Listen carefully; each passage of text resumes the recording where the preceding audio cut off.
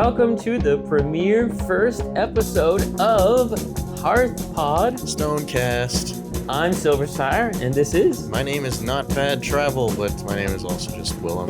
That's my channel name, and I don't even do Hearthstone. What am I doing here? I don't know. We're just swinging by the seat of our pants, or however it goes. Oh yeah, I just realized I love Hearthstone. That's right. Yes, we have a deep love and appreciation for Hearthstone, and we are coming at you through the power of a many different number of streaming services, YouTube, Spotify, include all the stuff in the links and the doobly dads and all that stuff. And the internet. Yes, there you go. And you will be able to experience us, a couple of strangers, in the web. Oh my gosh, amazing! In 2025, we're so late in the game. We got people who are doing podcasts that are like freaking 2 decades old or whatever, but we're trying to do our thing, you know? I was really inspired recently, but really I gotta blame you for us doing this podcast thing. Yeah, because you were telling me about... Me? Yes, Me? Indeed. Because you were telling me about, some of the Hearthstone content creators and like your inspiration, I guess, by it. So why don't you just tell me what you were telling me about like podcasts and like what you were trying to do, I guess. I guess I wanted to make a Hearthstone expansion tier list, but, obviously that's the go-to thing to do for Hearthstone content and everything. You just make like, the tier list. But I mean, we are seasoned Hearthstone players. We have been playing since the game practically came out. I mean, I think you've been playing a little bit earlier, but I've been playing since like 2015, right after GVG came out. And, you know what the saddest thing is too? What? I have no golden heroes. None. Really? I got like the tavern pass, battle pass, fucking. Yeah. What do you call them? Like the heroes that you get at the end of a battle pass. So I have a few of those, but I never got. But I do. Yeah. Where you? In any case, I was just gonna say that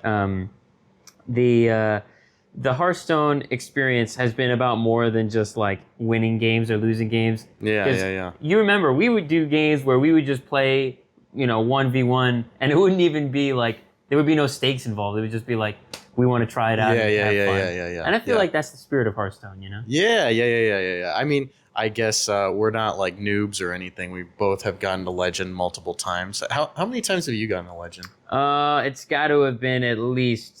You got it in Twist, you got it in Standard. Did you get it in Standard again? I got it in Standard a few times back when I was trying to be a little bit competitive in 2023. Yes, I don't know if you remember that. Oh, yeah. I still have some recordings of when I did that. I got placement there, but so I've gotten to have done it at least 10 or 12 times or something like that. But it's like, once you've done Legend the first 5 times, you've basically done it every time, you know? Yeah, I guess like you could argue you'd do it in like different game modes and everything. I guess you are kind of the expert at like recognizing how to get to Standard Legend. But I've gotten a Wild Legend 3 times. And I mean, obviously the Wild metas change, and so we have aged differently in terms of the newer expansions and our accessibility. But I mean, we kind of know how the game really works, basically, and that's just what we're kind of trying to say. And it's kind of cool. And I will say, 2 out of the 3 times I got to Legend were with homebrew decks, guys. So I know my shit, at least for Wild. And I think this guy's crazy, man. He's the guy that's got those Elwyn boars hiding around somewhere. He's the guy that's scaring you in your nightmares in Wild. Like, no, the Elwyn boars, no. Yeah. I'm the guy that will play the Triple Blood Death Knight and will just make you hate your life playing like Shadow Priest when you're trying to climb, because I'm okay with those 30-minute games, and that's just how I freaking roll, bro. That's how I roll. I get it. And so. But we also are coming in at an interesting time in the Hearthstone world. I would say probably this is a historic moment in Hearthstone history, because I would say now more than ever you're seeing content creators in the past couple of months slowly, and it could be them just like trying to clickbait or whatever, but we know for a fact that Kripparrian has moved on from Hearthstone, that Disguised Toast has moved on from Hearthstone. Yeah. Angry Chicken, which was a really big podcast in the Hearthstone space that closed down around the time that I played big into Standard Legend back in 2023. And but now you're seeing Vicious Syndicate. Yes, now you're seeing Vicious Syndicate having a situation where, and I do want to speak to that for a moment, but I'll just tell you what's going on with Vicious Syndicate, and we'll give you our perspective. But Vicious Syndicate has been in the Hearthstone meta theory crafting space, you could say, where they are not only testing out decks, but they're giving you like data analysis. They have like data analysts on staff and stuff. They have a whole team. It's really impressive, actually. That's the dream, man. That's the dream, to have a whole team of Hearthstone. Hearthstone, you walk into work, you're like, hey, how's the next Hearthstone game going? You know? That must be a dream to work at Vicious Syndicate or something of that nature. Anyway, they had in their team a gentleman by the name of, I don't know. Oh, right. You set me up. I was like, let me set you up. Wait. In Vicious Syndicate? Yeah, Ridiculous Hat. Oh, yeah. Ridiculous Hat. Yeah. So like Ridiculous. The Redditor. Yeah, and that gentleman had been a big help to Vicious Syndicate over the years. And as a result, I guess he got on the radar of Blizzard. And he was hired officially to be a community, I forget the exact title, it was like community relations manager. I think community manager or something like that. Basically, he would go to the Reddit and he would be like, hey guys, Blizzard is kind of cool, you know? Don't worry, we're fixing this, you know? He was kind of like the ambassador to Hearthstone in Reddit. And the honest man. Yes, and one of the reasons Brian Kibler cited why he's going to be stepping away from Hearthstone right now, and you've seen in his content, he switched to Magic the Gathering, the game that he really started with. He's switching away from Hearthstone because he expressed how appreciative he was of Ridiculous Hat and the work that he was doing. Too, right? Like, it feels like everything is so disjointed at a number of levels within decision making, you know, with the Hearthstone like team. Like the fact that that Hat's contract did not get renewed when he's, you know, been the absolute best person in that particular role in the past 10 years that I have worked with Blizzard in, you know, a variety of capacities. And then like you have social media posts going out when like the entire community is like up in arms about like how, you know, frustrating the Murloc quest is, and they're like, check out the Murloc quest, isn't it cool? It's like, what are we doing here? Of like trying to engage content creators, like make content creators feel welcome in the Hearthstone space. And, you know, it makes sense, right? Like, you can't just have the game of Hearthstone exist in a bubble. You also need to have content creators that express their creativity through the game, that kind of, you know, inspire guys like us, right, to want to play it, you know? Because that was the thing about me, is that I learned about it through Kripparrian and some of the videos that he was doing, which is crazy to think like how long ago that was. Yeah, no one will say that anymore. No one has said that in the last like 9 years. Because I was watching him, I was like, oh man, he had a stream, he had a chatter give him a free beta key. I was like, dang, I want a freaking free beta key. So I was just waiting for that. Anyway, point is, people like Kripparrian, people like Brian Kibler are a part of what makes Hearthstone successful. And Ridiculous Hat, according to multiple content creators, was a big part of making those content creators feel like they want to keep coming back. And Ridiculous Hat was like a great form of communication. Like, he was very communicative with them, right? Until recently, there was a buyout from Activision and Microsoft, and there were some cost-cutting austerity measures, as they say in the King's English. They were trying to cut the budget, and unfortunately, Ridiculous Hat and another woman, I'll put her name on the screen over here. I remember you talking about that. There's a lady as well that was similarly helpful, we'll say, to Ridiculous Hat.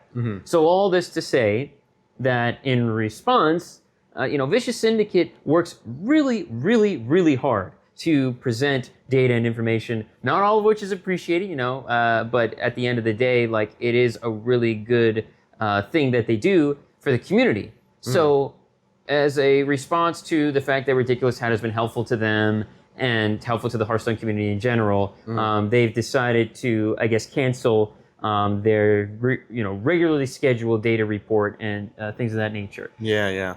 Now, with all that being said, I think it's also a different context from them and us, because we're just two dudes that love Hearthstone and we want to share our thoughts on it. And I'll tell you this much. Not all of our thoughts are positive on Hearthstone, right? I mean, we've got some criticisms, right? Oh, absolutely. Yeah, And I think that's... Oh, go ahead. I mean, 3 words, the demon seed. Go. Yeah, I get it. But at the end of the day, like, there are many positives and many negatives. That's what I think makes Hearthstone so interesting is like it can be very divisive, and that's what's kept it in the zeitgeist. Yeah. That was the word you used, zeitgeist. The zeitgeist, the Hearthstone cultural zeitgeist. And we're not saying that what happened with Ridiculous Hat is good or bad necessarily. I would say, we can say it. That was bad. It was good. It was bad. Yeah, just kidding. It was bad. You get canceled before our first episode. How are you gonna get us canceled already, man? Sorry, Ridiculous Hat fans. I thought his Reddit replies were funny as heck. Yes, true. They were ridiculous. Oh, yes, dude. Indeed. And they were hat. And I don't know what that means. Anyways, so like we believe that that's good, but like the difference is that this is our first episode, and we want to be able to continue like sharing our thoughts because we've had a lot of thoughts over the years, but we just never had a platform to really truly express them. And yeah, especially now, I mean, I feel like Hearthstone is at a meta. We are talking right now, and the Lost City of Ungoro came out like just a month ago. And I feel like especially now, we're kind of at a time in Hearthstone's lifespan where things are really changing in terms of the power level. I mean, a lot of people's criticisms of the last expansion, Emerald Dream, were that the power level was a lot lower, which, it seems like that was Hearthstone's natural approach to kind of trying to wane down from the super big rise in power levels since Castle Nathria, and now we're kind of seeing the reverse of that. And I feel like it's a good idea to kind of reflect on all of Hearthstone right now as we enter this new era. What year is it? What is the standard year? You know what? I was just about to mention that that's a great segue there, because thanks. This being our first episode, although we've had our thoughts, you haven't heard our thoughts over all these years, and boy, do we have plenty. So yes, I have a few. And so with this one, we're going to be doing a tier list of our own making, where we're going to be talking about, our shared thoughts of the different sets. So we will soon talk about that year in a moment. To answer your question, last year was Year of the Pegasus, and this year was Year of the Raptor, which I suppose makes sense because the first of the expansions was the Lost City of Ungoro. It was Emerald Dream. Oh, it was? Because March 15th. Are you sure that Emerald Dream... March 15th. I'm pretty sure Emerald Dream came out before March 15th. No, Australia definitely is all in the same year, because the graphic that was like showing like what the next 3 expansion themes would be had Emerald Dream, Ungoro, and the third one. Okay, you're right. When you're right, you're right. I do. And I know I'm fucking right. Well, in any case, the point being that there are many different years, you had Year of the Dragon, Year of the, was it Falcon or Eagle? One of the birds. Year of the Raptor. We just keep naming the years over and over again. Oh, and of course you couldn't forget Year of the Dragon. Oh, right. This year's one, Year of the Raptor. Okay. But in any case, so we have seen Hearthstone content over all those years. We had moments where we, dipped out, right? And we weren't like super into it, but we have seen the content creators that we know and love play these games and try out these decks and things like that. And we've played in them from time to time. So like we do have that rich history. Yes. Without even really thinking about it, without even realizing it. So this is us trying to basically manifest that into the tier list. Hey, and look at that. I know, it's crazy. Movie magic, woo! So we have put together, well, we didn't put together this whole community tier list, but we're going to put together our own little tier list. Yeah. And this first episode will kind of serve as the baseline moving forward, like as we talk about things, our enjoyment of Hearthstone, things of that nature. And also, so going back a little bit on the Vicious Syndicate situation, Vicious Syndicate, I feel, is doing like journalism, like they're educating the people on what the meta is and like the news of Hearthstone, and that's incredibly important. But we're kind of like we're just like a couple of dudes that love Hearthstone, and we want to express that in this podcast format. And I also have my own little youtube.com/@Silversire. Come check us out. Okay, so we're doing the tier list. Let's get right into it. We're gonna name them live, coming at you as strangers in the web. We're gonna do this. And I think it's gonna be good. It's gonna be fun. So I think the first one we should do, obviously, we got to do the homie, the man, the myth, the legend, Reno. Reno is the best. Reno Lone Ranger, right, guys? Reno Lone Ranger, Reno. I think it's just Reno Jackson. The Crystallogist or something. The 6-mana 4/6. Yeah. All those Renos are fun and good. So okay, Reno. And then A tier. Now you got it. Okay, and then A tier. A tier would be. Oh shit! Get this silly ad out of the way. Can we not? No, we got to pay premium. We got to go premium on the community tier list. We're broke boys. Sorry, guys. Well, if you subscribe, we won't buy ad block for the. Why subscribe would we do to all our stuff, and we'll have ad-free experiences for you. Yeah, by just cropping it. Okay, and then A tier. What would A tier be? A tier would be like Tyrion. Tyrion is awesome, and Tyrion would be the homie. Tyrion. I think it's with a Y, right? No, you're right. No. Because tier is from... does this guy even play the game? Come on. No, you're right. Tyrion the homie. Gotta specify that. It's so awkwardly placed, like the margins. Wait, like didn't so weirdly Crip there. called him like Tyrone or something, right? Tyrone? Yeah. Tyrion the homie, and then B tier would be like B tier. That's like that's like a Yeti. Yeti, yeah. Yeti. It's just a consistent, Turn 1 Yeti.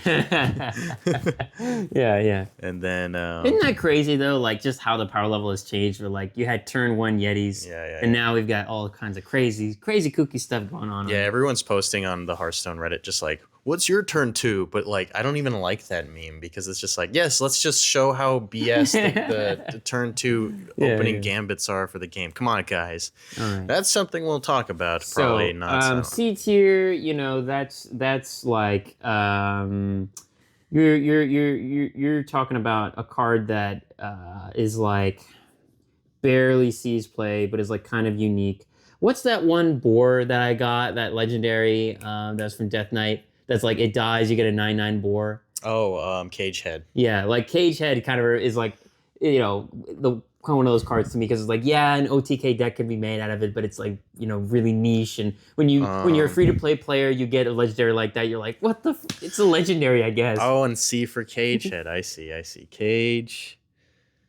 I'm gonna just do caps lock because I'm gonna be honest. I freeballed that. I didn't even think about that. But Cage Head. Also, I think we can add. I guess D is fine, right? You can just D because people sometimes do F. Like this is just awful. I think we gotta do F, and then F would be. Well, this is D. So this is D. Okay, this is D. All right, fine. Okay, relax. One at a time. Okay, we gotta pace ourselves. Relax, Jesus Christ. We got a whole truckload of sets, and they all have a bit of different meaning each one. So we gotta figure it out. Okay, what's Okay, explain. D tier. D tier would be like I don't know. I mean, if we say something about the expansion, we're going to spoil how we feel about it. So, I mean, I feel like it just have to be like Hearthstone meme. So it's like D tier would be ridiculous hat getting fired, right? No, we can't do that. That's too soon, Too soon. It's too. Then you'd have to close put that to home. in F tier. Okay, let's just put fucking D for just name of some random ass card that we know that starts with D. Okay, actually though, what's card starts with D? Yeah, that is a good question. You could say what's the I can't remember right now. But there's like I don't know. You see, this is the thing about freeballing. D for Dane Hearth. Dane Hearth? Yeah. Wait. Is that the one where This guy doesn't even know Dane Hearth. Dane Hearth is a popular Hearthstone YouTuber who's like one of the only concurrent streamers now, and we're putting him in D tier because we're better than you. No, I'm kidding. Dang, that's disrespectful, man. We can't be doing that to him, you know? You gotta say it's like Bane Hearth. It's like the Bizarro of Dane, you know? Just put fucking Dane Hearth. It's fine. It's fine. All right. Well, when we say Dane Hearth, we're not disrespecting Dane Hearth. We're just, you know. Yeah. That's what I'm saying. Like you're putting. And then you're saying he's D tier. F for Frodan. I'm just kidding. Oh my god. Okay. Bro. There we go. Having problems. There we go. New. That's the new is the tier. The new tier. I mean, honestly, no joke. Like I prefer old Hearthstone to new Hearthstone, so that's the one I would say. You're right about new. Let's change Dane Hearth. Let's change it because we can't be doing that to Dane Hearth, bro. You know he's got family. Okay, he's got kids. We can't be doing that to him. And the one I don't really watch Hearthstone YouTubers as much as the normal person, but Dane Hearth made like this really crazy hostage rogue deck where you use Major Domo to like become Rag, and then you constantly are giving yourself stealth through like I think Tess Greymane, and it's pretty cool. Now you should do Major Domo. Major Domo. Oh, true. Domo. No, fucking Major Domo. Because it's just gonna be Domo, and then it's like, oh, the Japanese mascot character. Yeah, Major Domo. Domo Major, and then you put in the side. No. Hear me out. Major Domo. Alert. Major Domo alert. Yes, we're nerds, guys. Okay. I know. Okay, and then new. And then just new. All right. Okay, hang on. What color? Also, the color needs to be like pink for new. Yeah, I guess. Pink. What's the color of a raptor? Is it like? I'd say like crimson red. Oh, but that's already S tier, man. Everyone knows S tier is crimson red. Okay, so Reno, Tyrion the Homie, turn 1 Yeti, Cagehead, Major Domo alert, and new. Let's go, dude. We just did it, man. Just like, fucking Grand Tournament's new, bro. Okay. Hearthstone.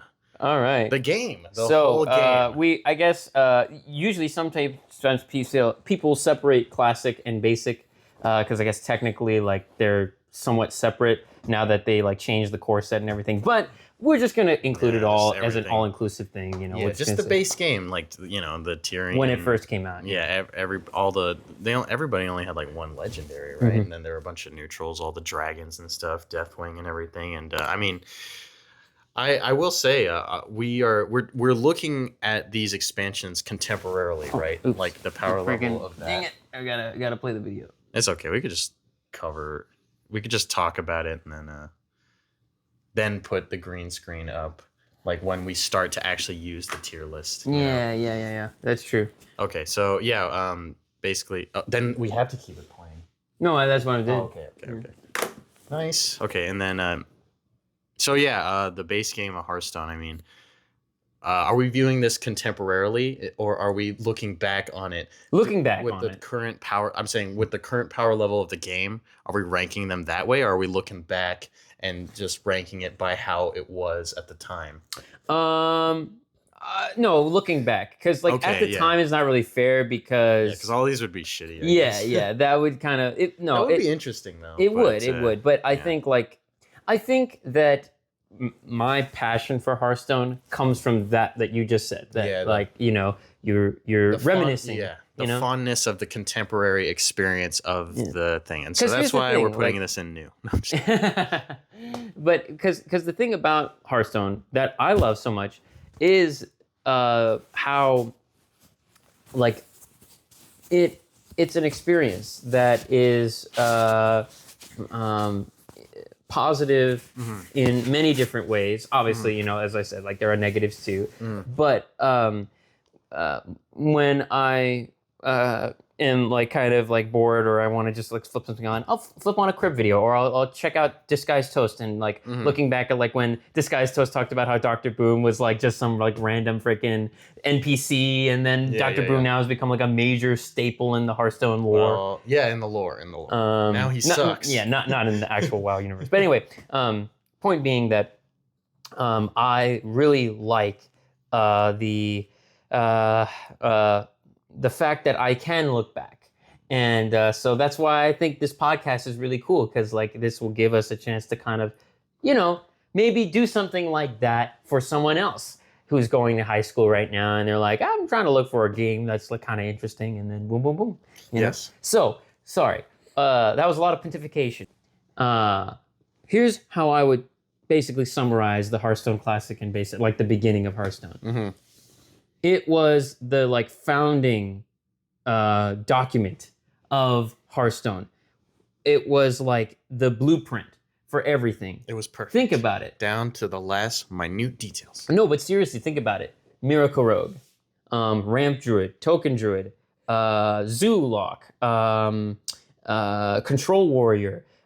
All of the classes can bring their origins back to this very first set. Think about that. Gadgetzan Auctioneer was not a card that came out later. Like, it kind of feels like a pretty OP card, like even in this era. But like back then, they were like, oh man, this is gonna be the card to build around with Miracle Rogue, and somewhat in Druid as well. There was some Druid combo things that the Force of Nature Savage Roar, that's iconic. And of course Leroy, of course, incredibly iconic, right? Iconic within iconic, Yeah, I think those partially might have been negative things for the start of the game, but I think like regardless, every class kind of had a competitive deck, I feel. And I mean, I guess you could argue that with Force of Nature Savage Roar that Hearthstone has had kind of BS combos since the beginning. But, I guess no game is perfect, but I think Hearthstone was balanced enough, except for those, to kind of, make it so it had a very strong start. And I see, I've seen some tier lists before, and a lot of people kind of had that same argument. And I agree. I think people do forget to mention that, there are some things right out of the gate that might have been a bit problematic, but it was generally pretty balanced, which, I think is really good for the health of the start of the game. And so, I mean, I know I derived from your point, but I feel like I will say, I think Hearthstone is Reno. I think Hearthstone is Reno tier. Yes, I'm with you 110%. So we are definitely in agreement there. And it's oh, there it is. We got it. It's sorry, our device is falling behind on the times a little bit here. But anyway, I also want to say, it's hard to appreciate the difference between the difficulty of balancing when the game first came out in its very infancy versus they've had 10 years of experience with all these sets. The criticism is much more valid today when you say that than then, because like they have less of an excuse. Now, having said that, there are crazy things that happen in like Magic the Gathering, for example, a game that's been around since the 90s, right? That over 30 years. Like there's still crazy combos that happen out of that. And you're like, why didn't they realize that? But it's just really insane when you think about like you flash forward to today, and I know I'm spoiling a little bit. This maybe gives my opinion away, but like the recent set, it's like Brian Kibler said this really well. It's like the logic that the developers are using of like lowering the power level, like what you were saying earlier, like lowering the power level is really good and a positive thing, and they should be doing that. But it's coming out at the exact wrong time. Where you've got all this crazy, exaggerated, wild kind of deck combos and things going on that are just kind of that just makes Hearthstone a completely different game today than it was then. And then what you see is, the win rates of all these quests, like in like the 30s and 20s, like these are supposed to be staple cards of like and you go back to when Ungoro first came out, and like almost every quest was played immediately. Like Don't spoil it. Don't spoil it. Well, it's too late. Okay, what I'm trying to say is that Yes. the balance issues are so radical. It's like they're the quest 20% win rate, then they shift it dramatically, and it's like this yo-yo feeling, right? And I think that's what players get frustrated by. I can't speak for everybody, but I'm just speaking, I guess, to my own personal thoughts on it, at least. That like it's that crazy yo-yo swing of balance changes. Whereas like, Leroy, it's like, 5 mana and what was it? 5 mana and then it came to 6 mana. I think it was 4 mana. Yeah, something like 5 mana. Yeah. You know, like little tinkerings, right? And I don't know if you're familiar with tying it back to like what happened with some of the balance issues in the beginning of Hearthstone. I'm not sure if you were familiar with a book called Play Nice by Jason Schreier, where they sort of talk about the history of Blizzard throughout the years. Well, there's a really important chapter, and I encourage everybody, I'll put it on the screen here for a sec, but there's a really important chapter on the development of Hearthstone. And it started with a very humble, small group. It was literally like 2 or 3 people. It was Ben Brode, and I think Richard Cho, I forget his full name. I apologize. That's very disrespectful of me to not remember that guy's name, because he's like one of the founding fathers of Hearthstone. This guy's forgetting Alexander Hamilton. Come on. The Alexander Hamilton of Hearthstone. So, they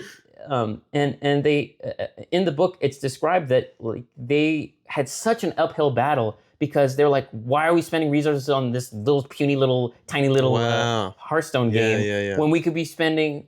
I could be doing World of Warcraft. Right? They could be doing StarCraft, right? That was the logic, is like, why fix what isn't broken? And they worked tirelessly for years with, very little budget to try and make Hearthstone happen. So it's like, they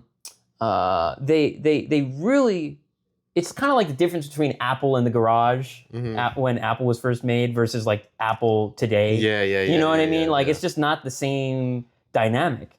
And so like it was like they used raw pressure to turn coal into diamonds, right? And True.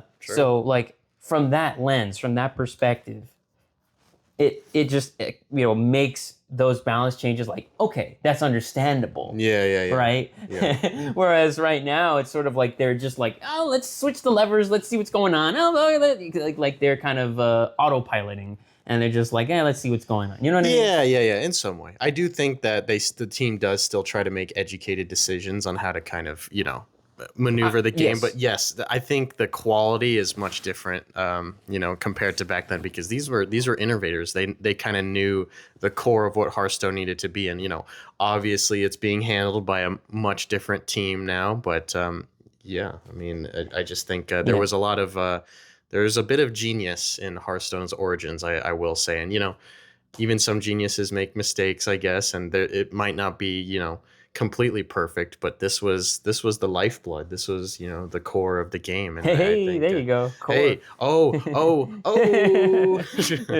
But so, yes, you made a good disclaimer there that, like, Team 5 today is still, like, they are capable enough to like keep the game going, and they've done some positive things like the Underground Arena. I did a whole video on that on my channel, and there were some positives for sure on what they've done. That was very innovative and good, and I liked some of the changes that they did to the new Underground Arena. So like, credit where it's due to Team 5 for continuing forward, like the Team 5 of today for continuing. I'm just saying, the criticism of what Ben Brode was doing is it's like, well, in a different lens. That's all I was trying to say. But yeah, so it does make it seem like I'm like, I hate Team 5 today. They're the worst in the world. And no, it's not like that. Yeah. Okay, well, we got too many to go on for me to go on for this long. But I felt like that one I had to be thorough because it's the beginning, absolutely. Right? Yeah, it's the beginning. Year one. Now, one of my, it's very near and dear to me, Curse of Naxxramas. And it's crazy to think that was the first, because it introduced the adventures. Yeah. And that, I understand, is not like, the biggest, most important part. Yeah. But I thought, like, looking at this, I'm realizing now, I thought it was Goblins versus Gnomes and then Naxxramas. There was But they Nax. put out the adventure as the first expansion. Yeah, like, that Nax was so out, cool. right, guys? Yeah. Nax out. Yes, exactly. And it was such a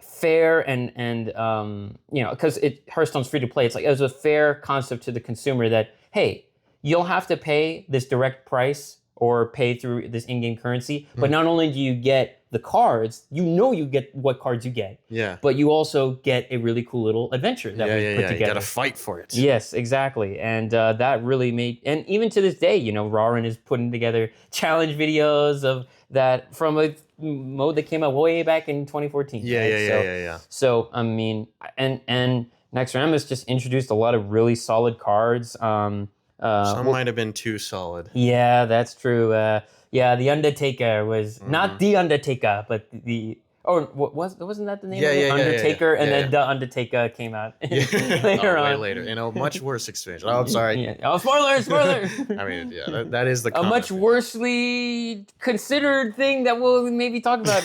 Anyway, I don't know. Okay, yeah. Anyway, okay, so so the cards they introduced were really good. Yes, some of them, but overall, I really liked it. Yeah. It was good. I will say, people view Undertaker Hunter, which was kind of the dominating deck at the time, as the strongest deck in Hearthstone's existence. And I would agree with that. That definitely was, the dominating. And it was like every deck found a way to try, because the thing is, there were a lot of neutral Death Rattle minions that were good. It wasn't just that Undertaker itself was good, but it was like Loot Hoarder, boom, good. Haunted Creeper. Haunted Creeper, really good, right? Yeah. And so on and so forth. So, it definitely made sense that it became the most powerful, but it's weird to think with as powerful as Hearthstone is, that I would immediately agree with you. But like it was definitely... Yeah. And it was more spooky than Murloc Paladin even. Yeah, and I mean, it was a kind of another instance. I think like right out of the gate, it was an awesome experience to kind of get to see an adventure, get to see newer cards. But I mean, the meta was heavily warped around this, I guess you could say, tier 0 type deck. And I mean, I think for as much as we look back fondly on Naxxramas, I mean, that experience was a bit, I don't know, harsh, I guess. And I mean, you kind of have to look at it a little bit harshly because it was the first expansion. And I feel like, I don't know, I feel like there's just a lot of love for this expansion, but a lot of, lack of, I guess, lack of retrospect for, this extremely terrorizing deck. But I will say still that there are a lot of really neat concepts and a lot of the cards were really cool. But I think Nax might be I don't know, might be Might be dead. Yeah, might be dead. Oh yes, but it might be turn 1 Yeti, in my opinion. It might be resurrected next turn by Kel'Thuzad. Oh, true. or at the end of the turn. I think Kel'Thuzad's awesome. Also, but I will say though, they did introduce like my X now, which is kind of mid.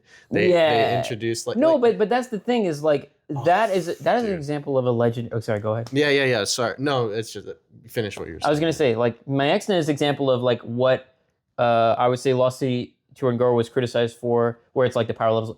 That was that concept done right. Yeah. Where there were situations where my X actually was pretty good because it had a lot of HP, right? So, and there wasn't as much removal at the time. Yeah. Remember, at the time, there wasn't a lot of removal, so you couldn't that effectively deal with my Exna. So it was like, oh dang, like it's a 2/8. It's got 8 HP. No. Right. Like there were times where that would happen, especially in Arena as well. Yeah.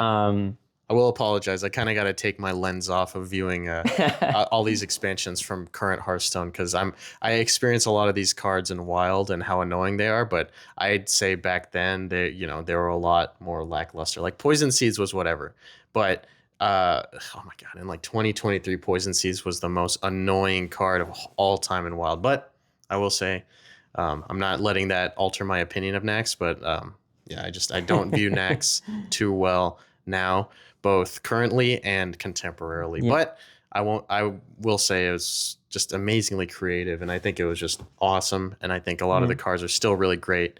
And don't get me wrong, I love really high power level cards just because, you know, it's interesting to see how much the game does get warped around these new concepts.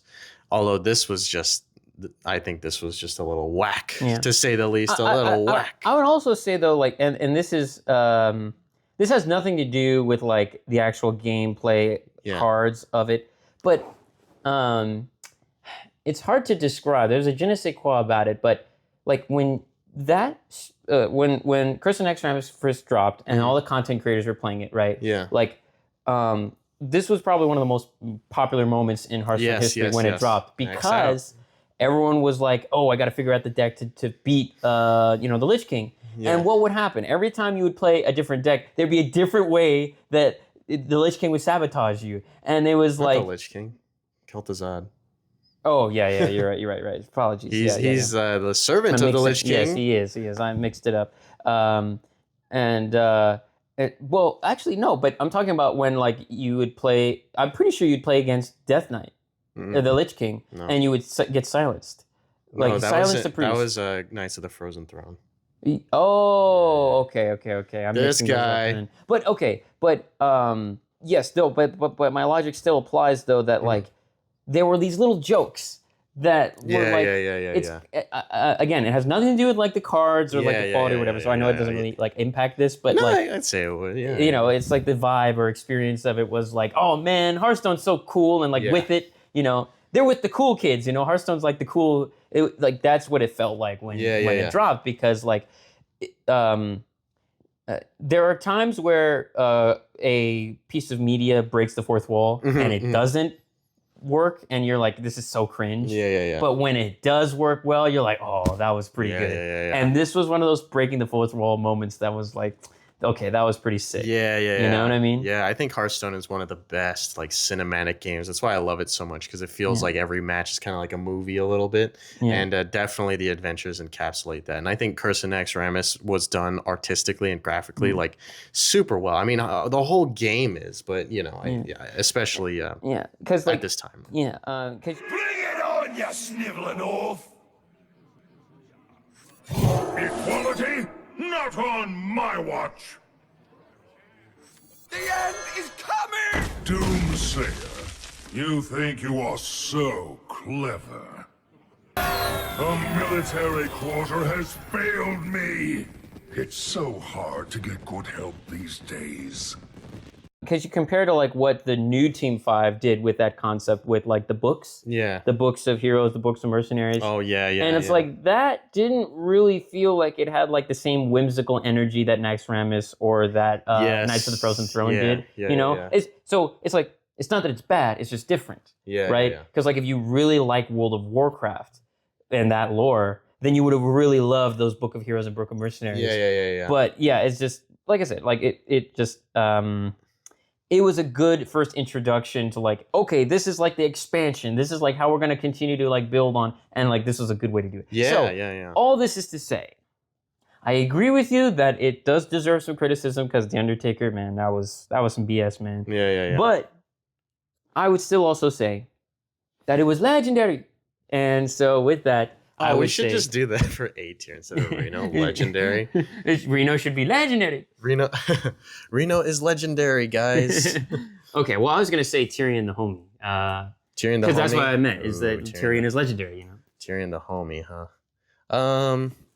Yeah, I'll stick with you there. Naxxramas is the homie. I think it stood for, It's just, you'll go ahead, sorry. Yeah, Nax just stood for so much, being the first expansion. And I mean, you know, I guess I could look back negatively on the power level, but I mean, Nax is just still awesome. Like who doesn't love Nax, you know? And I think that is such a bad argument, but you know what I'm saying? Who doesn't love, I don't know. It's like, who doesn't love the Los Angeles Dodgers? Like, I mean, you and I, maybe, you know. Yeah. So that's why it's S tier. But this is the HearthPod StoneCast. So if you want our opinions on it, that's what it is. StoneCast. Okay? All right. StoneCast. All right. Next up, we got, I think, probably one of the most controversial of all of the sets, which is Yeah, I'd say Goblins so. and I'd Gnomes. say so. Goblins versus Gnomes, GVG. Yeah. Let's talk about it. Tell me your thoughts. Okay, let's talk about it.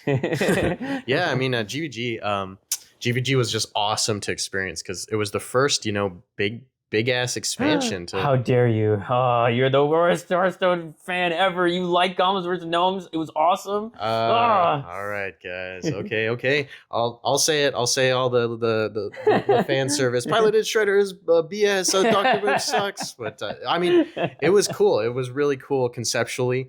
I think GVG kind of came out at the wrong time though, because Yes. obviously the main number one argument you hear about when critiquing GVG was just like the RNG. Why introduce RNG so early in Hearthstone's lifespan? And I think it's true. I don't think it affected the game very much in the future though, because it was limited to just this expansion. I think the elements were so prominent though within early Hearthstone's lifespan. But I mean, like the game changed, and it's not like we look back too poorly on actually maybe a little bit, but actually a lot actually. Yeah, because you got to keep in mind, like Dr. Boom was just so devastating and annoying to deal with. Because when you saw it get played, your what do you call it? Your will to continue playing that specific game instantly went down, and Unless that's you had not BGH. usually. Sorry, say Unless you had big game. Oh, But yeah. even then, it's like, Then you'd be the chilling. bots are gonna kill. Yeah. Or you had like mind control tech because they had a minion, and I take the Dr. Boom from you. I will say, I mean, you kind of this. I don't know. I mean, I guess realistically, at the time you kind of had to rely on the main resources of the game, which were realistically like Dr. Boom, the way to kill Dr. Boom, which is Big Game Hunter, and then like all the other.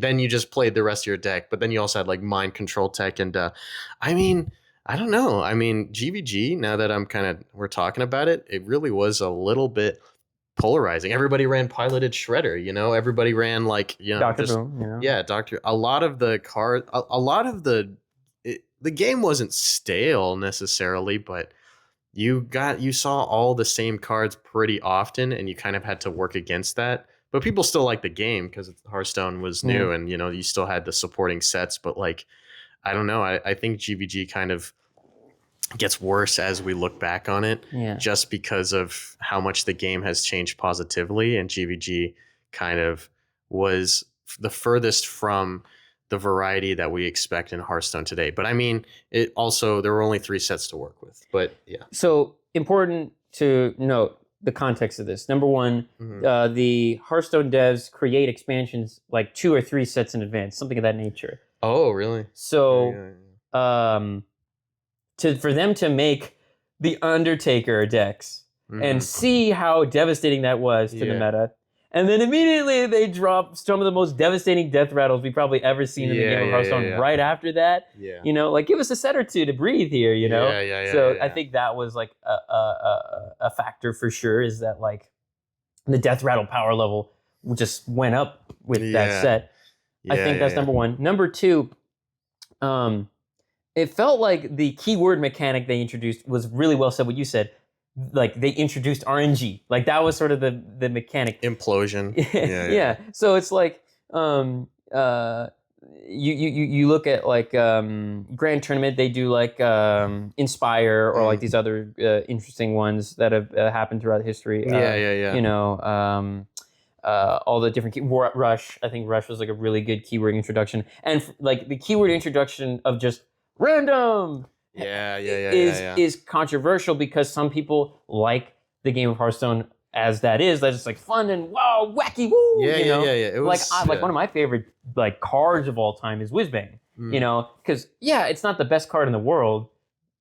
It can win games though, and it's really fun. Some of my funnest like Hearthstone moments are from Whizbang decks. Whizbang decks. That's a deep cut right there. Y'all don't know. Whizbang decks. So it just comes down to like the different types of Hearthstone players, I think, is what it was. Which, I mean, is inevitable in any card game. You're going to have your casuals. You're going to have the people who want to be the most professional, and then you have people in the middle, you know. So I would say it was a good set, but obviously not legendary. And so I would probably put this personally. I put it at turn 1 Yeti. That's where I'm at. Turn 1 Yeti. You know, it's pretty good. Yeti. It's solid, but you know, it could have been a lot more. Like, they could have reduced the power level of the RNG, right? If they had done that, I think it would have jumped up to Tyrion. Yeah. I mean, maybe GVG at B tier though is kind of like I don't know. I mean, are you just disagreeing with me to be a contrarian here? Pretty much because we agree on the last two, and now you're like, I think GVG was kind of just like, it was awesome at the time, but it was just like, I don't know, it was kind of annoying having to deal with a lot of the RNG. I mean, that's kind of just, I think it was it was in line with what kind of Hearthstone was. What was to be expected by the game of Hearthstone was just like, okay, craziest, kookiest thing we could do with Hearthstone cards and the theory of making minions and spells and stuff and putting it all in an expansion. But I think I don't know. I mean, it was just kind of polarizing. It wasn't like as polarizing as, you know, recently, like with the Murloc Paladin quest and everything. But like it definitely, like, you had to really heavily rely on the same cards. And I mean, that is true. That's not really like good just for a game necessarily, you know, like you just kind of had to, it was cool back then seeing a lot of clips of like that happening, but I think it just itself was like, it was a cool expansion. I like a lot of the cards from there, but I don't know. I think it's Cagehead just because like it's just kind of, I don't think it's a good thing to reflect on for an expansion like that with a lot of, you know, kind of cards that everyone used, and like, you know, with every expansion that exists, but you know, there was no deck variety either because these were all neutral strong cards like Dr. I was Boom, going to say, Piloted Shredder, but you also forgot some of the more important, one of the most like critical neutral cards, mech, what was it, the 2-mana 2/3 that gave you Mech Warper, Warper, Oh my God, and then the Hobgoblin, which made, you know, aggro and zoo even more crazy. Remember the Hobgoblin, the 3-mana 2/3 that gave your 1/1s +2/+2, I believe it was. Your 1-drops or 1 attack minions. Yeah, 1 attack. And it really hyped up the pace of the game. Like, this was like them saying cool. Like, we're turning it up. Yeah, that is cool. That is cool. Yeah, I do respect that. Oh, and one of the worst like probably one of the most hated shaman cards of all time. The what was it? The 3/2 that has Wind Fury. Oh yeah, the Whirl-O-Matic. The Whirl-O-Matic that like that's up? One of the like most hated of the Piloted Shredder drops. They're like, oh my god, of course it's freaking the free no overload Whirl-O-Matic 2-mana 3/2. Yeah, I mean, I feel like those are good enough arguments to keep it in C tier because I mean, like, just because I really like that Arena has, like, I'm a big Arena player, so I kind of think in the lens of Arena as well that like this really changed up the pacing of Arena as well, and so I really feel bad because I love the theme of Goblin vs. Gnomes. It has such like good like it just feels like a Hearthstone set, even if it's flawed. So that's why I'm like stuck on turn 1 Yeti. But you know what? You can't live life without a bit of compromise. So we'll go with Cagehead.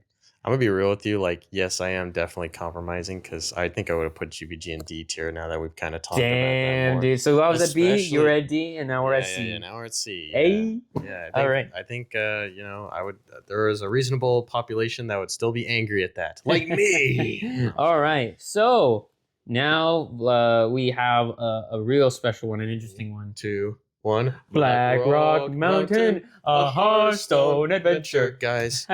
Oh man, we see. This is why we needed a podcast because we didn't even set that up. Believe it or not, this is unscripted. Yeah. Genius, and we decided to make a Hearthstone podcast, guys. Yeah, no, I'm just kidding. Oh man, we use our intellect like to control the YouTube universe. We use arcane intellect. There you go. All right. So I mean, since you're so like interested to sing the song. Why don't you sing us a song or two about the Blackrock? Okay, I really like this. No, I'm just kidding. I remember in like high school, I was like 14 and this came out, and I was like, oh my god, I'm gonna play it on my phone because Hearthstone Mobile was a thing, and that was awesome. That's around the time where it came out, I think. Yeah. Yeah, and so I think Blackrock was really cool.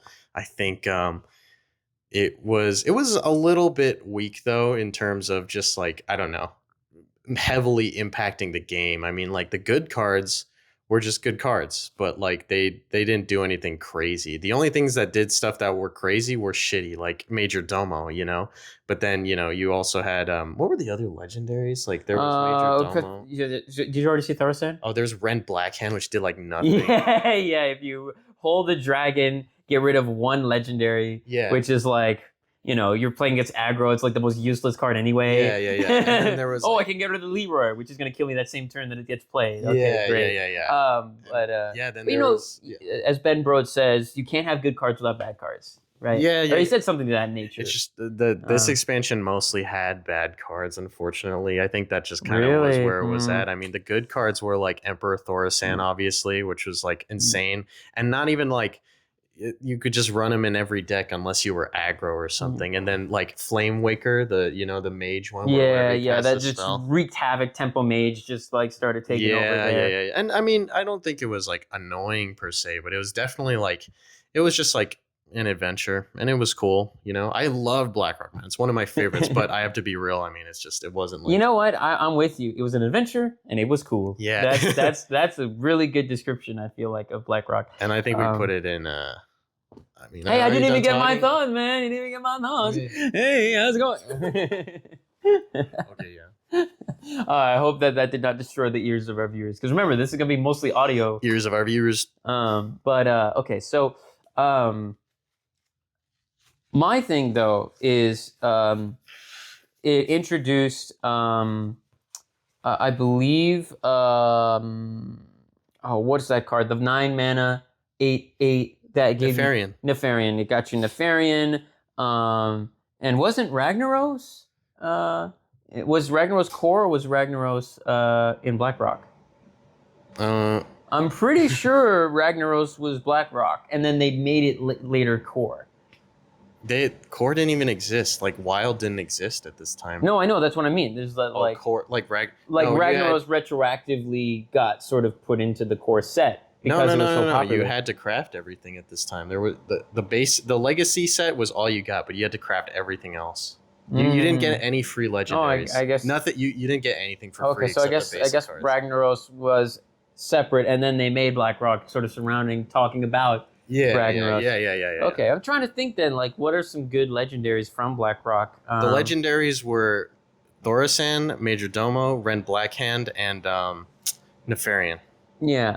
That was it. Okay. And then the common cards were like a lot of dragon synergies, like the 5 mana, 5/4, deal 3 damage. The 6 mana if your opponent's less than 15 health. You get a 9/9 plus 3. Okay. Yeah. I mean, the cooler part about Blackrock was the actual adventure. Definitely not the cards. Like if you like the game of Hearthstone, then you would have said, "Oh, I love Blackrock the adventure." And not Blackrock the cards. Yeah. The cards were okay. I mean, people would play dragon decks, and I thought they were awesome. I loved dragon decks, but it was just kind of, it was like, all right, cool. I guess what you could say, though, is it was a nice change of pace. That's for sure. Yes. From GVG, it's like night and day. Yeah. GVG and night and day. Night and day. Hey. So, with that being said, I mean, even though it was a change of pace, I still think it had enough flaws that you might want to put it in Cagehead as well. Cagehead. That's where I'm at on it. I feel it's in Cagehead. I mean, you could argue that a set that's like not as impactful would be even worse. Yeah, but like, because literally, like, who used the adventure carries it for me. I know you may not care about the adventure, but that's what brings it up. You know? You know what's funny? I will say, you know what is kind of funny? I beat Heroic Blackrock Mountain in 2023 by just making a regular deck from that time. So this deck, I guess this has nothing to say about how it was at the time, but I guess maybe it is. I think Blackrock has always been kind of generally pretty weak. There were maybe 2 cards that I remember that were good. I'm sure there's more, but like, you know, there's not a lot. And so I feel like with an expansion that hasn't had substance ever, it should not be ranked in Cagehead. It should be much worse. Much worse. Yeah, but okay, consider this though. The fact that you can continue to like go back to those adventures and try out things like anytime. I guess what I'm trying to say is anytime that Hearthstone puts out an adventure, it should kind of get like a little boost, you know, because they put in the effort to like make an experience that may not necessarily make them a whole boatload of money, but will continually make you want to keep playing Hearthstone, right? That's my logic. That's my philosophy. It's like a game that's free to play, that is as whimsical and fun as Hearthstone is. Yeah, the cards themselves may not impact the meta as much. Yeah. But it has a Cagehead feeling to me. It's like, well, you know, for those who like OTK, there you go, right? Like that's so for those who like the adventure and like the vibes, I guess you could say, of Hearthstone, you've got Blackrock Mountain. Okay, you know? okay. So I feel like it should go into Cagehead. But I promise you're gonna love, if you like reducing tier lists, you're gonna love this next one. So let's do Cagehead, and then we'll go to the next one. Okay? Whatever. No, I'm just kidding. Yeah, no, that's fine. That's fine. I think after your argument, I'm cool with whichever. I mean, I love Blackrock. I still do. I don't hate it. You know, I would prefer for it to be higher based on my own, you know, personal lower, views. you mean lower? Higher. You would prefer it to be lower. I would prefer for it to be higher based on my bias. But I think objectively viewing it, I would put it in D tier. But you know, I think putting in C tier is not a bad idea. Because I thought you were saying that you wanted it in the Major Domo alert. I did. Because I did. But what I'm saying is just, you know, you can't just do Major Domo and Blackrock, okay? Would you want to do that? The hell? No, but you did make a good point. It did provide support for everything, and I think it made it fun, and it made things fun. And I mean, I feel like Blackrock was not viewed negatively, and I think it does deserve a spot in Cagehead. You know? And speaking of fun, except for Major Domo, that is the only thing. That's why it will probably stay low in the C's. Speaking of fun, we are going to adventure into one of the most fun Hearthstone adventures of somebody in the world's time. Maybe, I don't know. I mean, put it in the comments if you did have fun with this one. But I did have fun. The Grand Tournament. Guys. Grand Tournament, yeah. Guys. And that's basically what I just did is kind of what the fanfare was of Grand Tournament. You know, they're like, oh my gosh, whoa. I was hyped when they first announced Inspire, wow, you use hero powers to like buff your things, and oh my gosh, you get to improve your hero power, whoa. You know, and then when it came out, it was like, let me look at the cards, actually. It was like that, the Enoyotron fucking noise where it's like, where it's like, you know, the like really lame sounding trumpet. That's kind of what I thought of when Grand Tournament actually came out, you know? I'm gonna be real, I was really hyped for Grand Tournament, and I think it was cool. That's what it was. I think Grand Tournament was awesome. It had a lot of cool, every legendary I'm looking at right here was really cool. I really enjoyed it. Wilfred Fizzlebang was kind of alright. It was kind of cool though, because like you get to draw. Behold the infinite power of Wilfred Fizzlebang. I'm talking. Yeah, but you have to behold the power, man. I thought Varian Rune was the coolest card ever. But I mean, yeah, you just kind of can't look past its flaws. It was pretty weak. I mean, I think Inspire didn't really have enough, I guess, support that you would expect at the power level now. Because if Grand Tournament came out now, you get a lot of like start a game effects, like you know, with Gen Greymane and stuff. But like Inspire is like, okay, cool, I'm using my hero power, but it's like, you know, it's still my regular hero power. Like, I do not gain much from using my regular hero power, which is already supposed to be weak. And I think that's kind of just where the whole flaw came from for Grand Tournament was like, yeah, you would get some powerful Inspire effects, but like, you still had to use your hero power, which was just really expensive, and hero powers are just crappy. That's the point. Hero powers are worth 0 mana. Basically, but you have to use it for 2 mana, and then you have to base your whole deck around it, and it's just like, okay, great, now everything I have to do costs 2 more, and it's just, you know, you had to focus on the other things that were in the game. And like, yeah, there was Justicar True Heart, but she was too expensive. And like, you kind of just, it was awesome. I think Justicar was awesome. I think a lot of the cards were awesome. It just, I don't know. It just, that maybe it just wasn't the time or place. And I think the focus was kind of a little too much on this keyword that wasn't that good, that, you know, Hearthstone themselves nowadays have stopped using because it's just not a good thing to do. I mean, like, they've made some Inspire effects since then, but, you know, I don't think they've been as good except in, like, the niche, you know, things like in the Exodia Paladin nowadays, which, you know, this set, all it did was set up for that destructive deck. But yeah, I think just Grand Tournament, it has a special place in my heart, but it's just not good. It's not good. No good. True. So, yeah, I mean, I wish I could pontificate more, but you basically said everything I was thinking. So we know what's going on. We know what's going down. I actually don't. Would you rather put in Major Domo or New? The only reason I want to put in a Major Domo is because I love the Inspire keyword. I just love that. And I think there were some good cards. There were. Oh my god, this is just lagging. Like Justicar was good. All the neutrals were bad. All of them were bad. I looked. There was like Gorok the Impaler, like the 4 mana. If you have 4 minions, deal 4 damage. Ice Hell, which was just Ice Hell is one of the most memed on cards of all time. Wow, yay! I get to freaking kill minions. For 9 mana. Wow.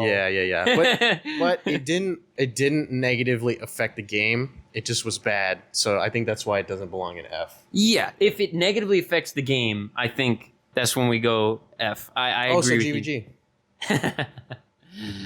Yeah, but you know, it balanced out, you know. So anyway, yeah, and then like one little thought, like Grand Tournament, it felt like it was done for trying to like do something interesting in Standard, but then they didn't have any consideration really for Arena, because like there were so many cards that were like just awful in Standard that were fantastic in Arena, and it was like devastating in Arena, and you're like, oh my gosh. Anyway.